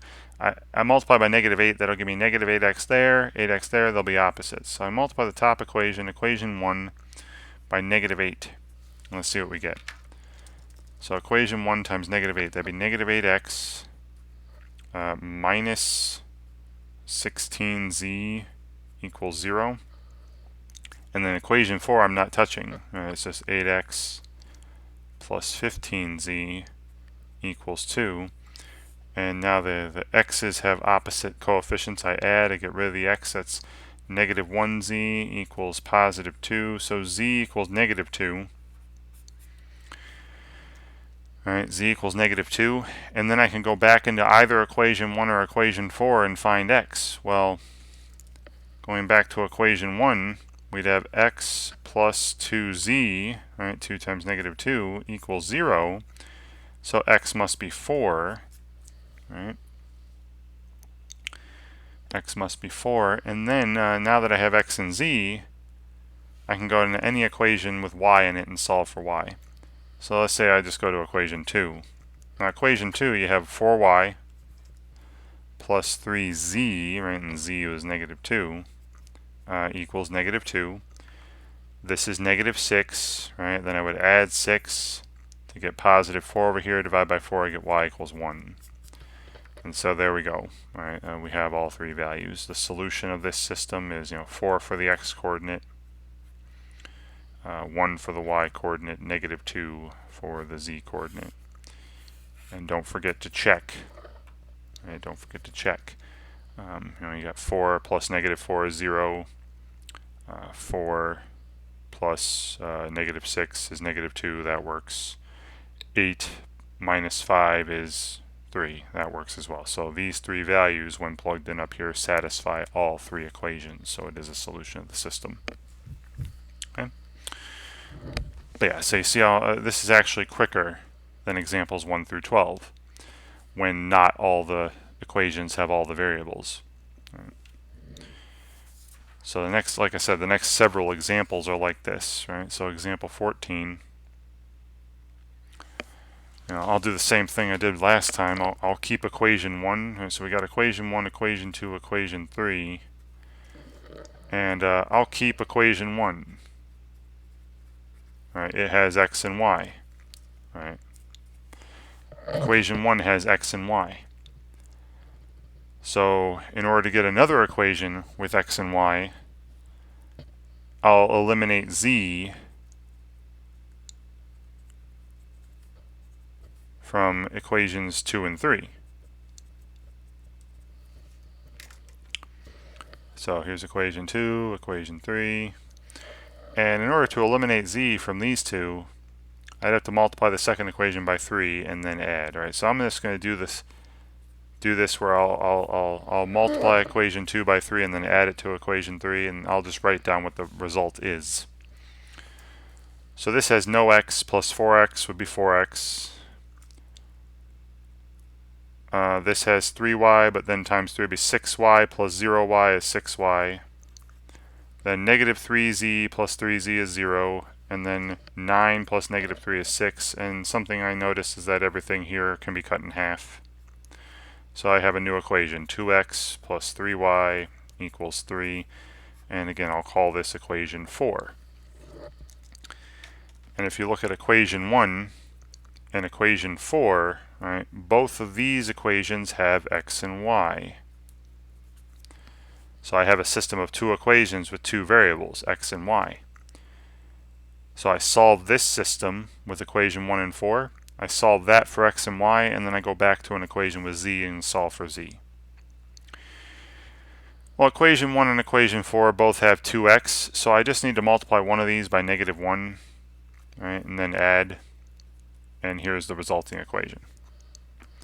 So you have 2x plus -2x would be 0, 5y plus -3y would be 2y, And then 4 plus negative 3 would be 1, so y is a half. Y would be a half.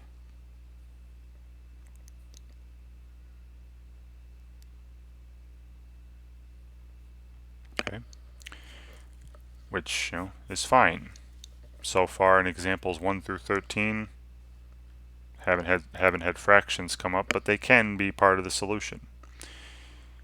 Alright, now if y is a half, I go into any equation with equation 1 or 4 and solve for x. So how about equation 1? We have 2x plus 5 halves, right? 5 times y equals 4. Now 4 is 8 halves. I'd subtract 5 halves, we'd have 2x equals 3 halves, and then cut both sides in half, divide by 2x equals 3/4. Alright. So x equals 3/4. And now that I have x and y, I go into any of the equations with z and I solve for z. So how about equation 2? We have 3 times y, which is 3 halves, minus z equals 3, but 3 is just 6 halves. Then I would subtract 3 halves, negative z equals 3 halves, and then divide by negative 1. Z equals negative 3 halves. So here we go. All right, solution to this system. The x-coordinate 3/4, y-coordinate 1/2, z-coordinate negative 3 halves. And I'm really going to check this one because this is actually, this is the first time fractions have come up as part of the solution. So let's see. I'm going to check in every single equation, make sure this satisfies all of them. And if it doesn't, that means I made a mistake. So here we'd have, 3 halves plus 5 halves, that's 8 halves, which is 4, that's good. Then 3 halves plus 3 halves, right? When z is negative, that'd be 6 halves, which is 3, that's good too. Then here we have 3. Okay, I must have made an error somewhere, because this would be 3 minus 9 halves would be negative 3. That's not working out, because 3 would be 6. Yeah, that's not working. All right, so I made a mistake. All right, Alright, so I'm going to pause it real quick. I'll come right back when I find out what that was. Okay, I figured out what it was. You might have caught it already and been yelling at me for the past 2 minutes. And I apologize again. As the video wears on, I seem to be losing it. But when I did this step here, when I took equation 2, multiplied it by 3, and added it to equation 3 to eliminate the z's, I wrote it was 6y. It was 9y. All right. So didn't cut that in half. So I should have had 4x plus 9y equals 6 for equation 4. Alright, and that would change a lot of things. So let me pull up a new piece of paper here. So equation 4 is 4x plus 9y equals 6. Alright, and now I have equation 1 and equation 4 have both x's and y's. And I would have to multiply the top equation, equation 1, by negative 2 to eliminate the x's. Alright, and then if we do this and then add, we get the following. Negative 4x plus 4x is 0. Negative 10y plus 9y is negative 1y. And then negative 8 plus 6 is negative 2. Alright, so y is positive 2. And if y is positive 2, then plugging this in, say here, into equation 1, this would be 10. Subtract 10, you get 4 minus 10, negative 6, divided by 2 is negative 3, x equals negative 3. And plugging these in, go to the second equation, 3 times 2 is 6. Subtract 6, you get 3 minus 6 is negative 3, and then divide by negative 1, z equals 3. Alright, so sorry I rushed that part there because I was, so I do apologize again. Just like in example 11, had an error. example 14. But again, I checked my solutions and caught the error, and you should be doing the same. So negative 3 for x, 2 for y, 3 for z. And now we check them. You got negative 6 plus 10 is 4, that's correct. 6 minus 3 is 3, that's correct. Negative 12 plus 9 is negative 3, that is correct. So I checked them and it does work. Fantastic. Okay, so again, my apologies for the errors there, and also in example 11. Hopefully there are no more in the rest of the video.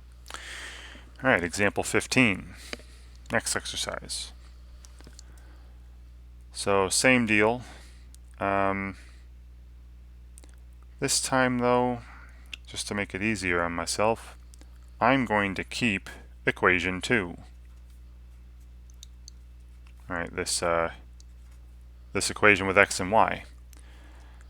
And so if I keep the one with x and y, I'm going to eliminate z from equations 1 and 3. Right, so this is equation 1, this is equation 3. So what I want to do now to get another equation with x and y is eliminate z from equation 1 and equation 3. Alright, so I got equation 1, equation 3. In order to do that, I'd have to multiply equation 3 by negative 3 and then add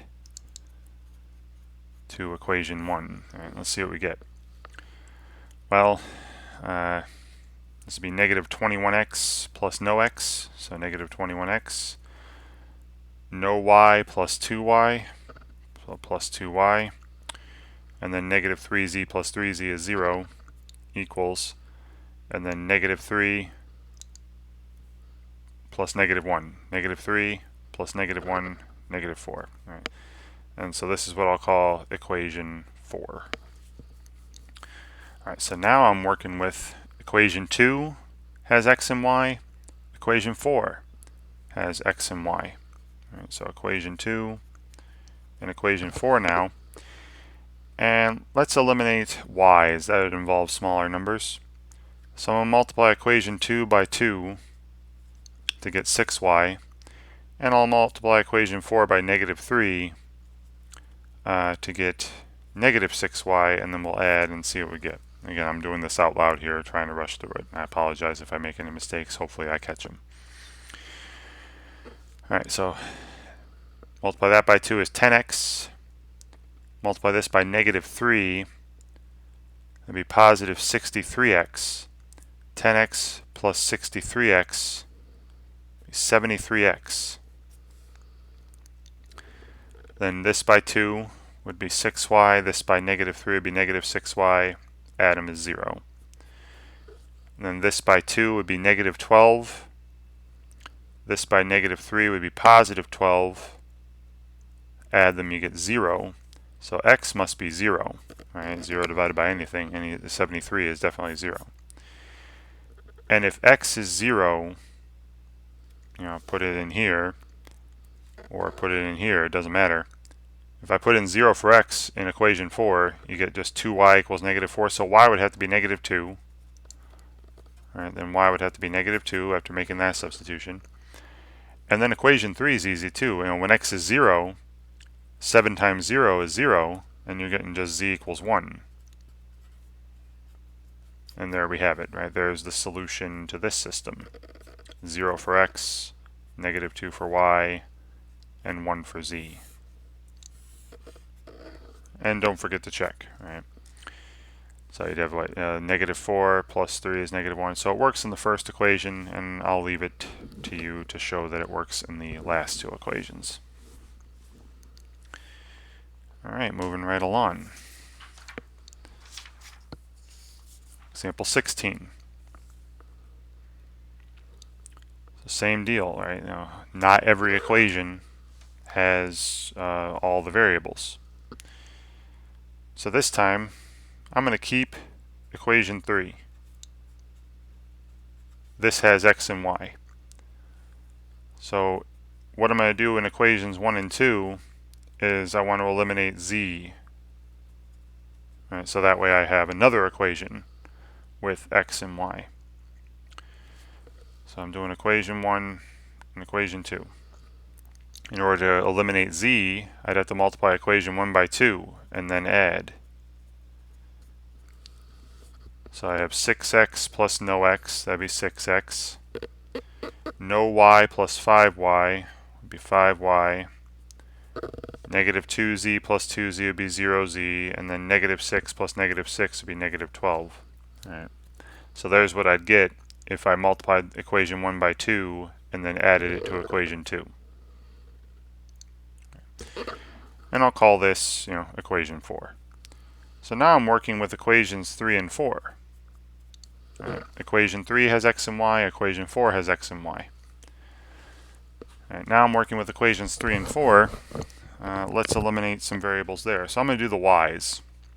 So look at 3, look at 4. I want them to be 15 and negative 15. So I'm going to multiply the equation 3 by 5 and equation 4 by negative 3.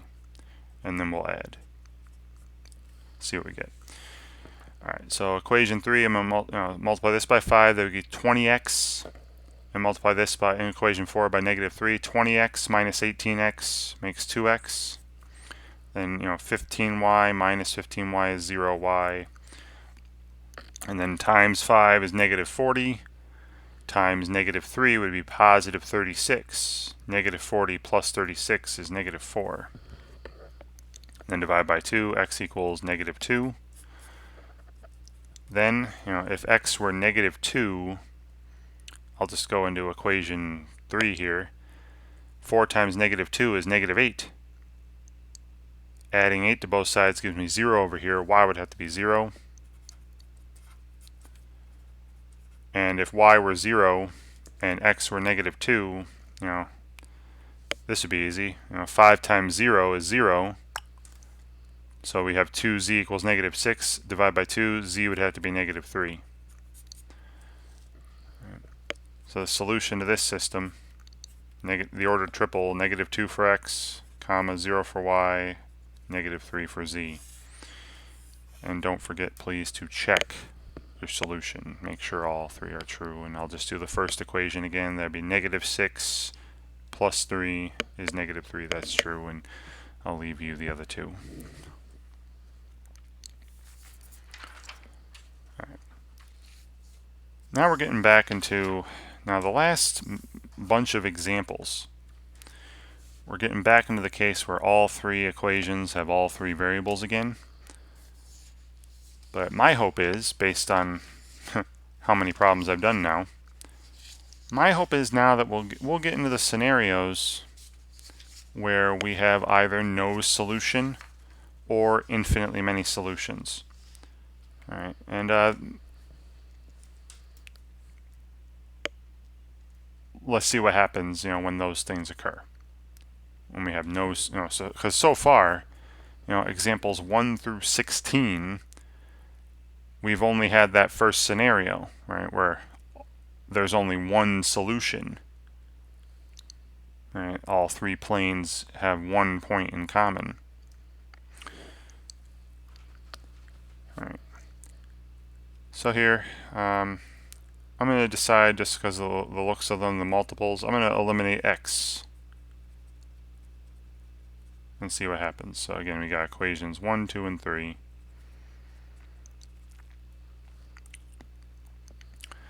And let's do it with equations 1 and 2 first.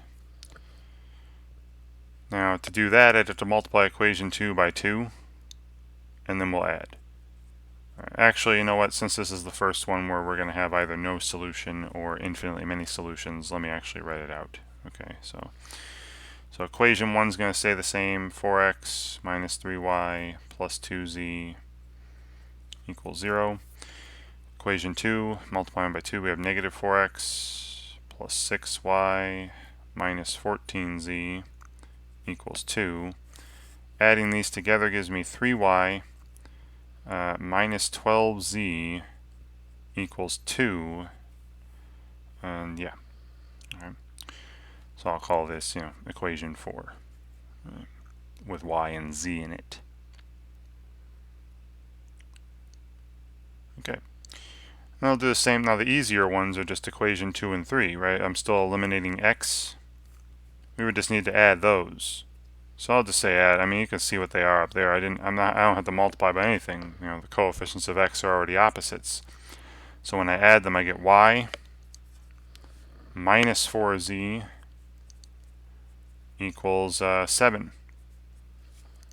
Right, when I add equations 2 and 3. So now we're looking at equation, now again, I'll call this equation 5. So now we're looking at equations 4 and 5. Equations 4 and 5. What you're going to notice is that something bad happens here. I'll show you in a second. Say I want to eliminate the y's. I'd have to multiply the second equation by negative 3, right? Or equation 5 by negative 3. Now if you do that, look at what happens. Equation 4 is still 3y minus 12z equals 2. And equation 5 becomes negative 3y plus 12z equals negative 21. And when you add the equations here, look what happens. Both y and z are eliminated. We have 0 on the left side. And then 2 plus negative 21 is, negative 19. Yikes. All right. In the process of trying to solve this, I end up eliminating all the variables at some point. And once I do that, look at what the statement left over is. It's 0 equals negative 19. This is a false statement. And that's bad. Right? If you try solving a system through the way we've been doing, and you end up with some statement like 0 equals negative 19, or 0 equals 1, or 1 equals 5, or something that's clearly false, that means that the system has no solution.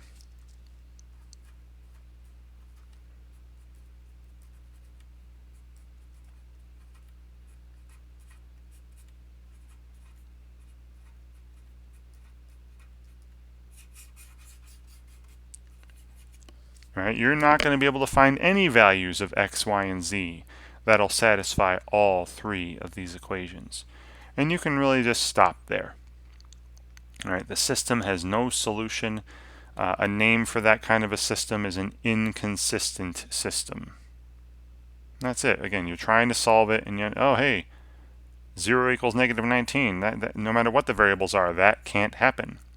So I immediately just say, hey, no solution. Easy as that. All right, example 18. Probably something similar. So again, 3 equations, 3 variables. I think it would be easy to eliminate, any of the variables here. So I'm just going to say I choose z. All right, let's say I want to eliminate the z's. And again, here's equation 1, equation 2, equation 3. The easiest ones would be equations 2 and 3. You just add them. Right? The coefficients of z's are already opposites. So I'd get negative x, no y, the y's are eliminated, and so are the z's. So negative x equals 7. So x equals negative 7, if this has solutions, right? If this has solutions, the x value of such a solution will have to be negative 7. All right, now let's go with equations 1 and 2. Equation 1 and 2. Now to eliminate z's there, I would have to multiply the second equation by 2. And then add. All right. So I'd have negative 4x, right, multiplying the second equation stuff by 2 and then adding it to the first equation, get a new equation. I'll just write down what the resulting new equation is. You have negative 4x plus x, that's negative 3x. Then 2y plus negative 2y is 0y. And then negative 2z plus 2z is 0z equals, and then negative 4 plus 1. All right, negative 4 plus 1 is negative 3. And we're getting here x equals 1.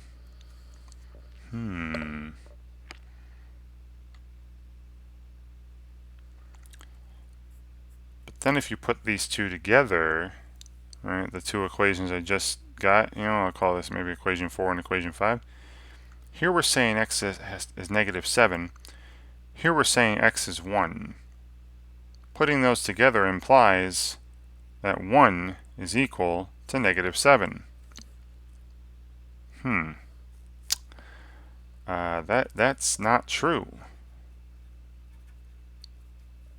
That's another false statement, right? Again, if I replace x with 1 in this equation, it goes 1 equals negative 7. Another false statement, right? No matter what the values of the variables are. And if that's the case, you ever come across a scenario in the process of solving a system like this where you're getting something that's never true, like 1 equals negative 7 or 0 equals negative 19, the system has no solution.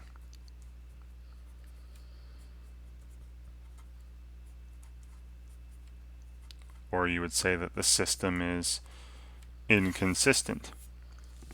Right? So yeah, so again, this may happen. All right, next example. All right, again, we're probably on this roll of exercises where the system either has no solution or infinitely many solutions. Okay, so here, again, I'll just pick the z's. Why not? Right, I'll start eliminating z's from the equations. So again, we got equation 1, equation 2, equation 3. Alright, so I'll start with equation 1 and equation 2, and all I need to do is multiply the second equation by negative 1 and then add. So we'd have negative x plus 2x is 1x, negative y plus 3y is positive 2y, negative z plus z is 0, and then negative 9 plus 12 is 3. So I'll call this equation 4. Alright, x plus 2y equals 3. Alright, so that was equations 1 and 2. Let me do the same thing with 1 and 3. Take equation 1 and equation 3 and eliminate the z's again. In order to do that, I would just have to multiply the top equation, equation 1, by negative 2, and then add. That'll eliminate the z's. So we have a negative 4x plus 3x, that's negative 1x. Negative 6y plus 4y is negative 2y. Negative 2z plus 2z is 0. And then negative 24 plus 20 is negative 4. And I'll call this, equation 5. Now look at equation 4 and 5. See how the coefficients of x are opposites, the coefficients of y are opposites. So if I could just add these right now. Get no x, no y, so I get 0 here equals, and then 3 plus negative 4 is negative 1, and alright. Once again, just like in examples 18 and 17, we get a totally false statement in the process of solving this system. And if that ever happens, right, if you ever come across a 0 equals negative 1, 1 equals negative 7, 0 equals negative 19, right, like in the previous couple examples, come across a false statement like that without any variables, the system has no solution. You won't be able to find any ordered triple that x, y, z that satisfies all three equations, right? So again, the system has no solution. The system is inconsistent. Okay, example 20.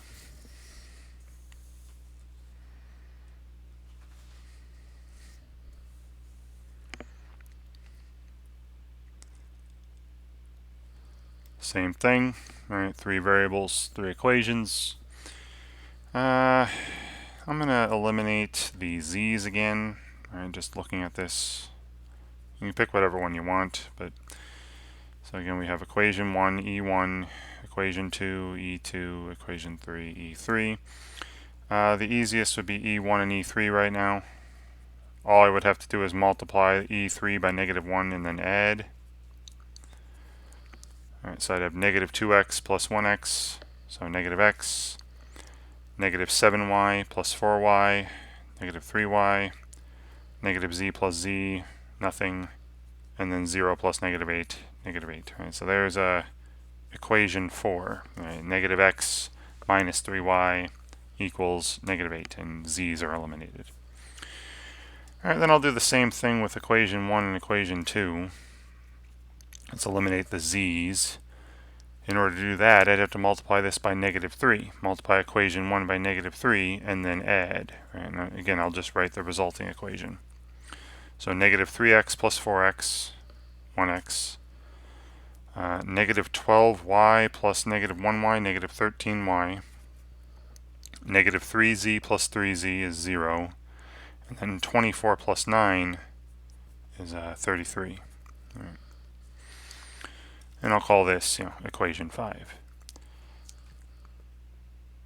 Now look at equation 4 and 5. Very nice. Look at the coefficients of x are already opposite. So I can eliminate x right now by adding these equations, equation 4 and equation 5. That gives me negative 16y equals 25. And then dividing by both sides by negative 16. So we're getting a value here. Y equals negative 25/16. So if, again, I'll put a little, and I'm looking back at this, I did not make any errors this time. I know in examples 11 and 14 I had fractions and ended up making a mistake. Here I'm not seeing any mistakes. All right, this is so if, right, if this system has a solution, the y coordinate is going to be negative 25/16. Right. Well, now I go back into either equation, equation 4 or equation 5, and solve for x.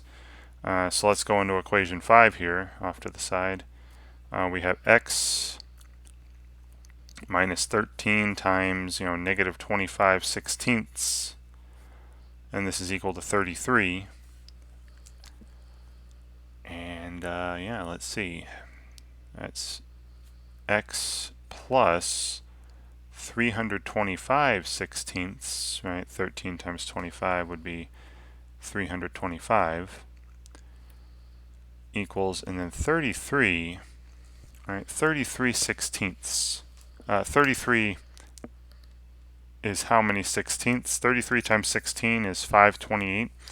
So this is 528/16, right? 33. And then I would subtract 325. And I'm just doing this on a calculator off to the side. So the value of x, there is an actual value. It would be 203/16. So far so good. So far we are finding a solution to this, and then you'll see at the very end there is indeed a solution. So 19, 18, 17 all had no solution. They trip you up. To number 20 here, or exercise. I think it's 185 in the section 4.4 problems. They're tripping you up. They're like, oh, remember, they can still have a solution. Then let's go back to. Let's go this one here. Go back to equation 3. 2 times x would be 406/16. Right, that's 2 times x plus 7 times y. 7 times negative 25. That's 175. So minus 175/16, and then plus z equals 0. And then 406 minus 175. 231/16, and subtract that, right? So we're getting z equals negative 231/16. So there is indeed, I know it's weird looking because of the fractions, and I promise you, I looked back through it, I didn't make any mistakes. There is a solution to this system, and this is the solution. The order triple x coordinate 203/16, y coordinate negative 25/16, z coordinate negative 231/16. Right, it's kind of ugly looking because of the fractions, but that is the solution. And I'm telling you, double check. Take 203/16 minus 100/16, so it'd be 103/16, and then minus 231/16. Let's see, 103 minus 231 be 118. No, 128/16. which is 8. Negative 8, negative 120. Yeah, so it works in the first equation, and again, I leave it to you to show that this ordered triple works for the other two as well. All right, so that was a little hairy one. All right, now 21, which is exercise 186. Same deal. All right, 3 equations, 3 variables. So this time I'll eliminate I'll do z's again. You'll see that x's, y's, and z's all work pretty similarly in this one. So I'm deciding to eliminate the z's again. So there's equation 1, equation 2, equation 3.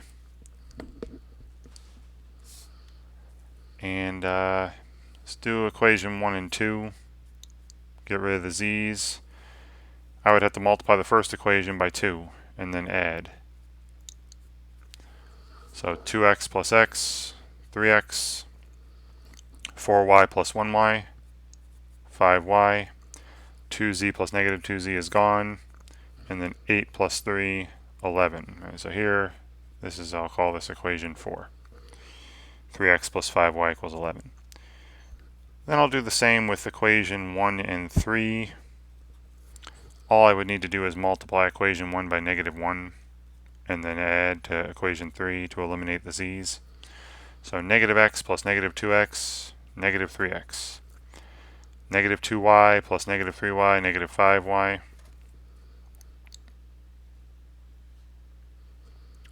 And negative z plus z is 0, and then equals, and then negative 4 plus negative 7 is negative 11. There's equation 5. Now, I am hoping you can see that equation 4 and equation 5 are the same equation. All right, because you just multiply this one by negative 1, you get that one. And look what happens when you add them. All right, the coefficients of x and y are the same. You get 0 equals 0. Now, this is actually a lot nicer than getting a false statement. Remember, in examples 19, 18, 17, I ended up with some false statement at some point. 1 equals negative 7, 0 equals negative 19, whatever. That kind of a system had no solution. And we've seen a bunch of examples where there's been exactly one solution. But when this happens, I try solving, and I end up with a statement with no variables, right? I end up eliminating all the variables at some point, and I end up with a statement that's true. 0 equals 0, 1 equals 1, 5 equals 5. That tells me that the system has infinitely many solutions.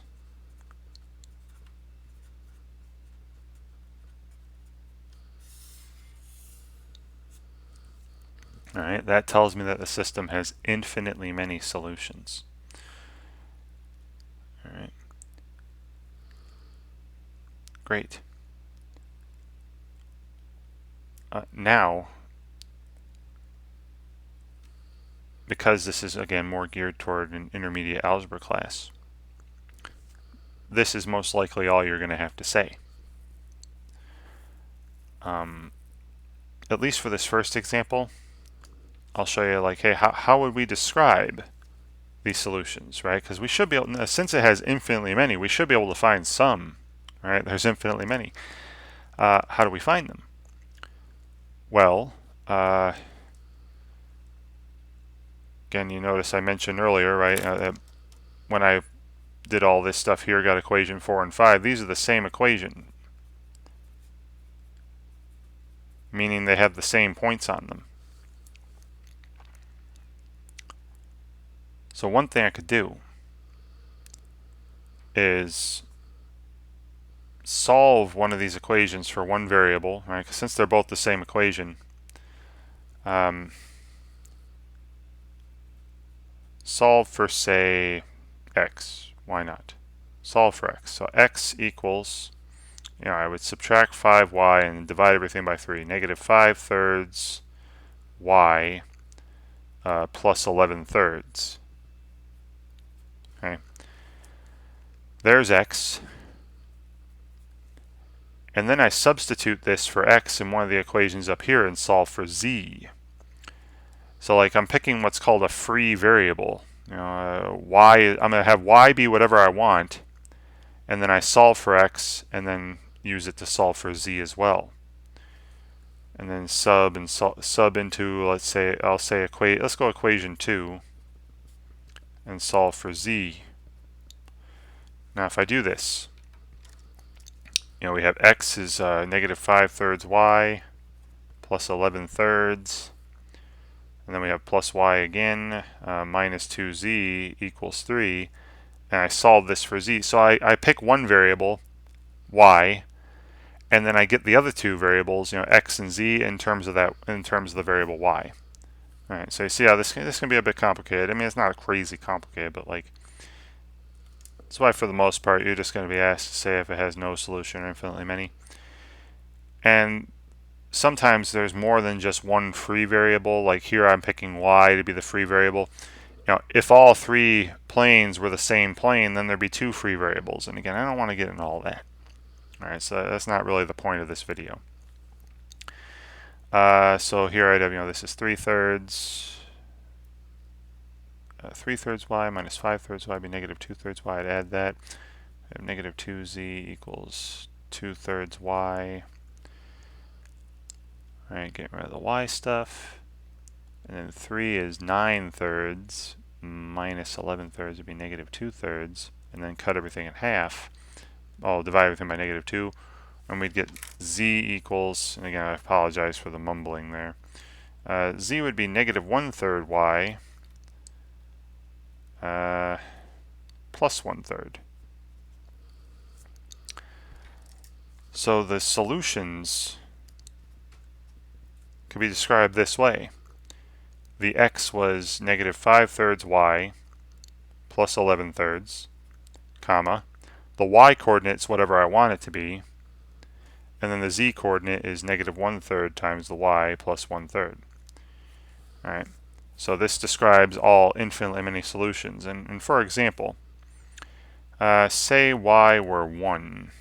Right? Then one of the solutions would be negative 5/3 plus 11/3 is 6/3. That's 2. I chose y to be 1, and then 0. This is a solution. Again, a solution to this system, and let's check it out. All right, replace x with 2, y with 1, and z with 0. 2 plus 2 is 4. 2 plus 1 is 3. Negative 4 minus 3 is negative 7. That's a solution. What if y were 4? All right, if y were 4, we'd have, negative 20/3 plus 11/3 is negative 9/3 for the x coordinate, so negative 3. I said y is 4. And then negative 4/3 plus 1/3 is negative 3/3. You get negative 1 for the z. This is another solution. And let's check it. All right. Put in negative 3 for x, 4 for y, and negative 1 for z. So it'd be negative 3, plus 8 is 5, plus negative 1 is 4. That's true. Negative 3 plus 4 is 1, plus 2 is 3. That's true. 6 minus 12 is negative 6, plus negative 1 is negative 7. That's true. And I could do this all day long.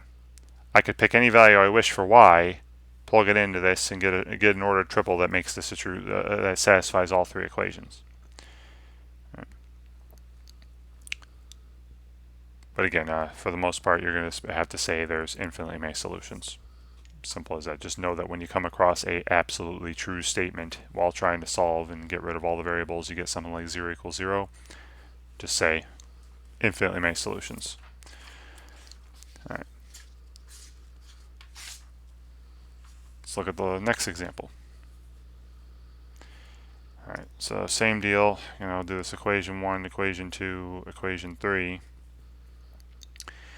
And one more time, I'm going to eliminate z here. All right. So equation 2 and equation 3 would be easy. Just multiply equation 3 by negative 1.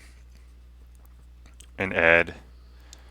So negative x plus negative 2x would be negative 3x. Negative 2y plus negative 3y would be negative 5y. And then negative z plus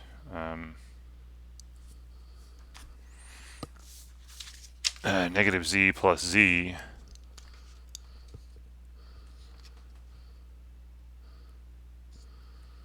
is 0, and then negative 4 plus negative 7 is negative 11. So here's equation 4. And then I'll do the same with equation 1 and 2. Right? Eliminate z. So I'd have just to multiply equation 2 by 2 and then add. Right, multiply equation 2 by 2 and then add. So negative 4x plus x is negative 3x. Negative 6y plus y is negative 5y. Negative 2z plus negative, 2z plus negative 2z is 0. And then negative 14 plus 3 is negative 11. There's equation 5. And oh look, same equation again. Right? Meaning if I were to multiply, I'd get 0 equals 0 if I took equation 4 and equation 5 and multiplied equation 5 by negative 1 and then added. I'd get 0 equals 0. Right? They're the same equation. That's a true statement, right, after eliminating all the variables. And that means that this has infinitely many solutions. Right? The system has infinitely many solutions.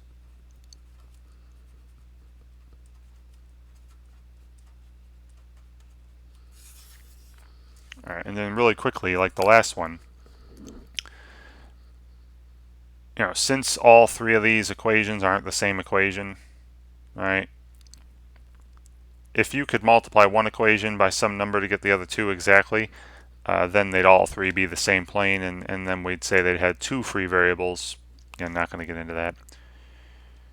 So since not all three of them are the same plane, the infinitely many solutions are going to fall on a line, a one-dimensional figure, therefore one free variable. And so like last time, I'm just going to have y be the free one. So let y be free, meaning I can let y be anything I want. I'll solve this for x, either one, right? We get x would be equal to, and just like last time, negative 5/3 y plus 11/3. Right? And then I put this into any of these and solve for z. And really this is the same set of solutions as example 21. Because I also had this equation in example 21, x plus y minus 2z equals 3. This was equation 2. So into equation 2 we go, and we'd get z when we solve for z, or sorry, equation 1. If I go into equation 1, solve for z, really either equation, solve for z, we'd get z equals negative 1/3 y plus 1/3. So the solutions, and one way to describe them is, x is negative 5/3 y plus 11/3. Y is y, whatever I want it to be, and then z is negative 1/3 times y plus 1/3. Again, for any choice of y. So, 2, 1, 0, negative 3, 4, negative 1, are solutions, just like last example. All right. Some of the equations were different than the last example, but it has the same exact solutions as the last example. They meet at the same line.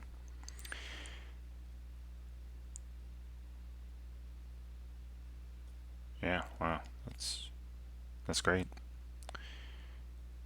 All right, I'm just testing these out in my head here, just plugging these values in, seeing if they're working.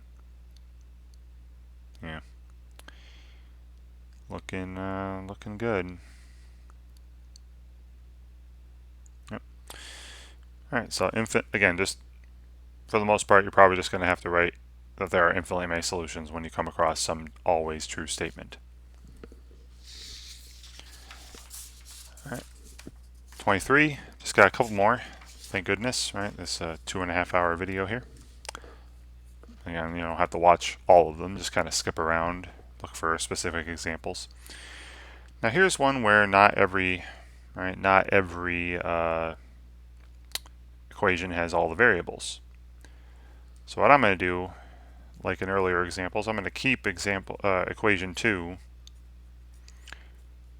and then eliminate. Now since equation 2 has y and z, I'm going to eliminate x from equation 1 and equation 3. If you just do equation 1 plus equation 3, look what happens. You get, 3y minus 3z equals 0. Dividing everything by 3 gives me y minus z equals 0, which is exactly the same as equation 2, right? If I call this equation 4, they're the same equation. Y minus z equals 0. Y minus z equals 0. So if I was to eliminate y or z there, you'd end up with 0 equals 0 after adding. This would leads to 0 equals 0, meaning that, again, this is another system with infinitely many solutions.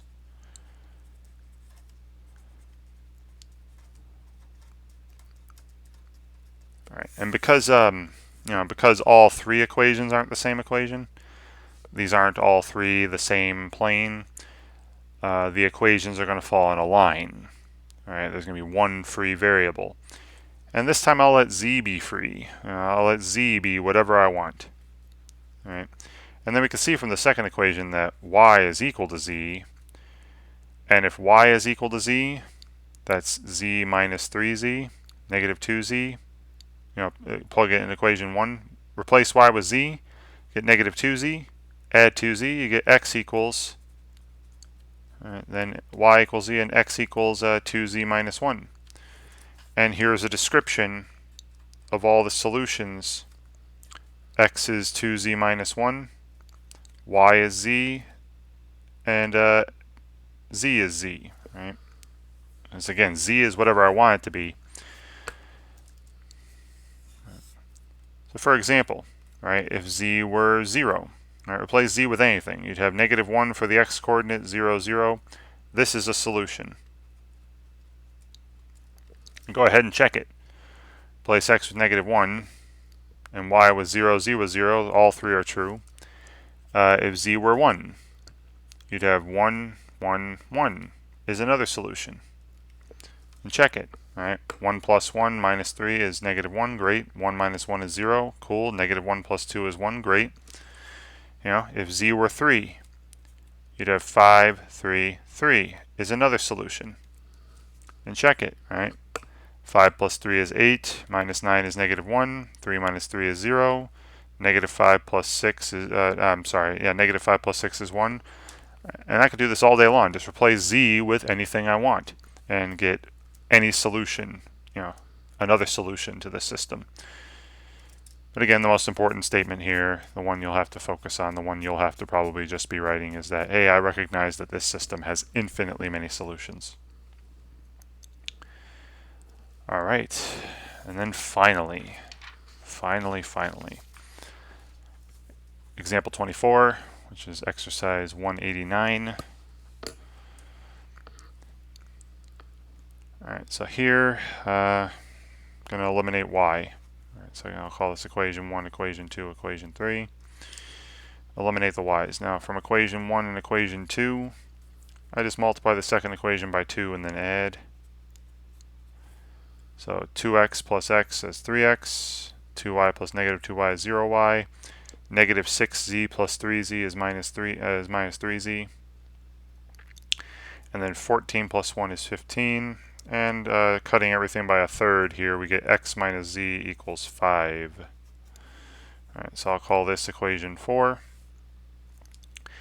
And then I'll do the same, get rid of, eliminating y's here. I did equation 1 and 2. How about equation 2 and 3? Now to eliminate the y's, I'd have to multiply equation 2 by 4 and then add. So 4x plus 3x is 7x. 4y plus negative 4y is 0. Negative 12z plus 5z is negative 7z. And then 28 plus 7 is 35. And cut everything by a seventh, we get x minus z equals 5. And oh man, all right, if I call this equation 5, look, these are the same equation again. So that would lead me to a 0 equals 0 situation. All right, if I multiply the second equation 5 by negative 1, add it to the first equation 4, I'd get 0 equals 0, meaning that the system has infinitely many solutions. And once again, just like in the last couple examples, because all three equations aren't the same, right? These three are not all the same plane. Right? You can't multiply this by something to get that, or this by something to get that. So since they're not all the same plane, but there are infinitely many solutions, all the solutions are going to lie on a line in three-dimensional space, so a line with infinitely many points on it. So it's going to be one free variable. So again, let me just let z, I'm going to let z be free, meaning I can pick z to be whatever I want. And if I let z be whatever I wish, then from this equation, x would have to be z, whatever z is, plus 5. All right.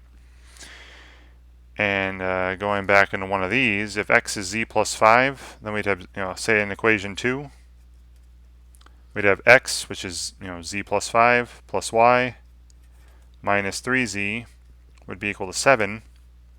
And solve for y here, we'd have y equals 2z minus, let's see. Yeah, there's negative 2z, so add 2z. So 2z, and then subtract 5, 2z plus 2.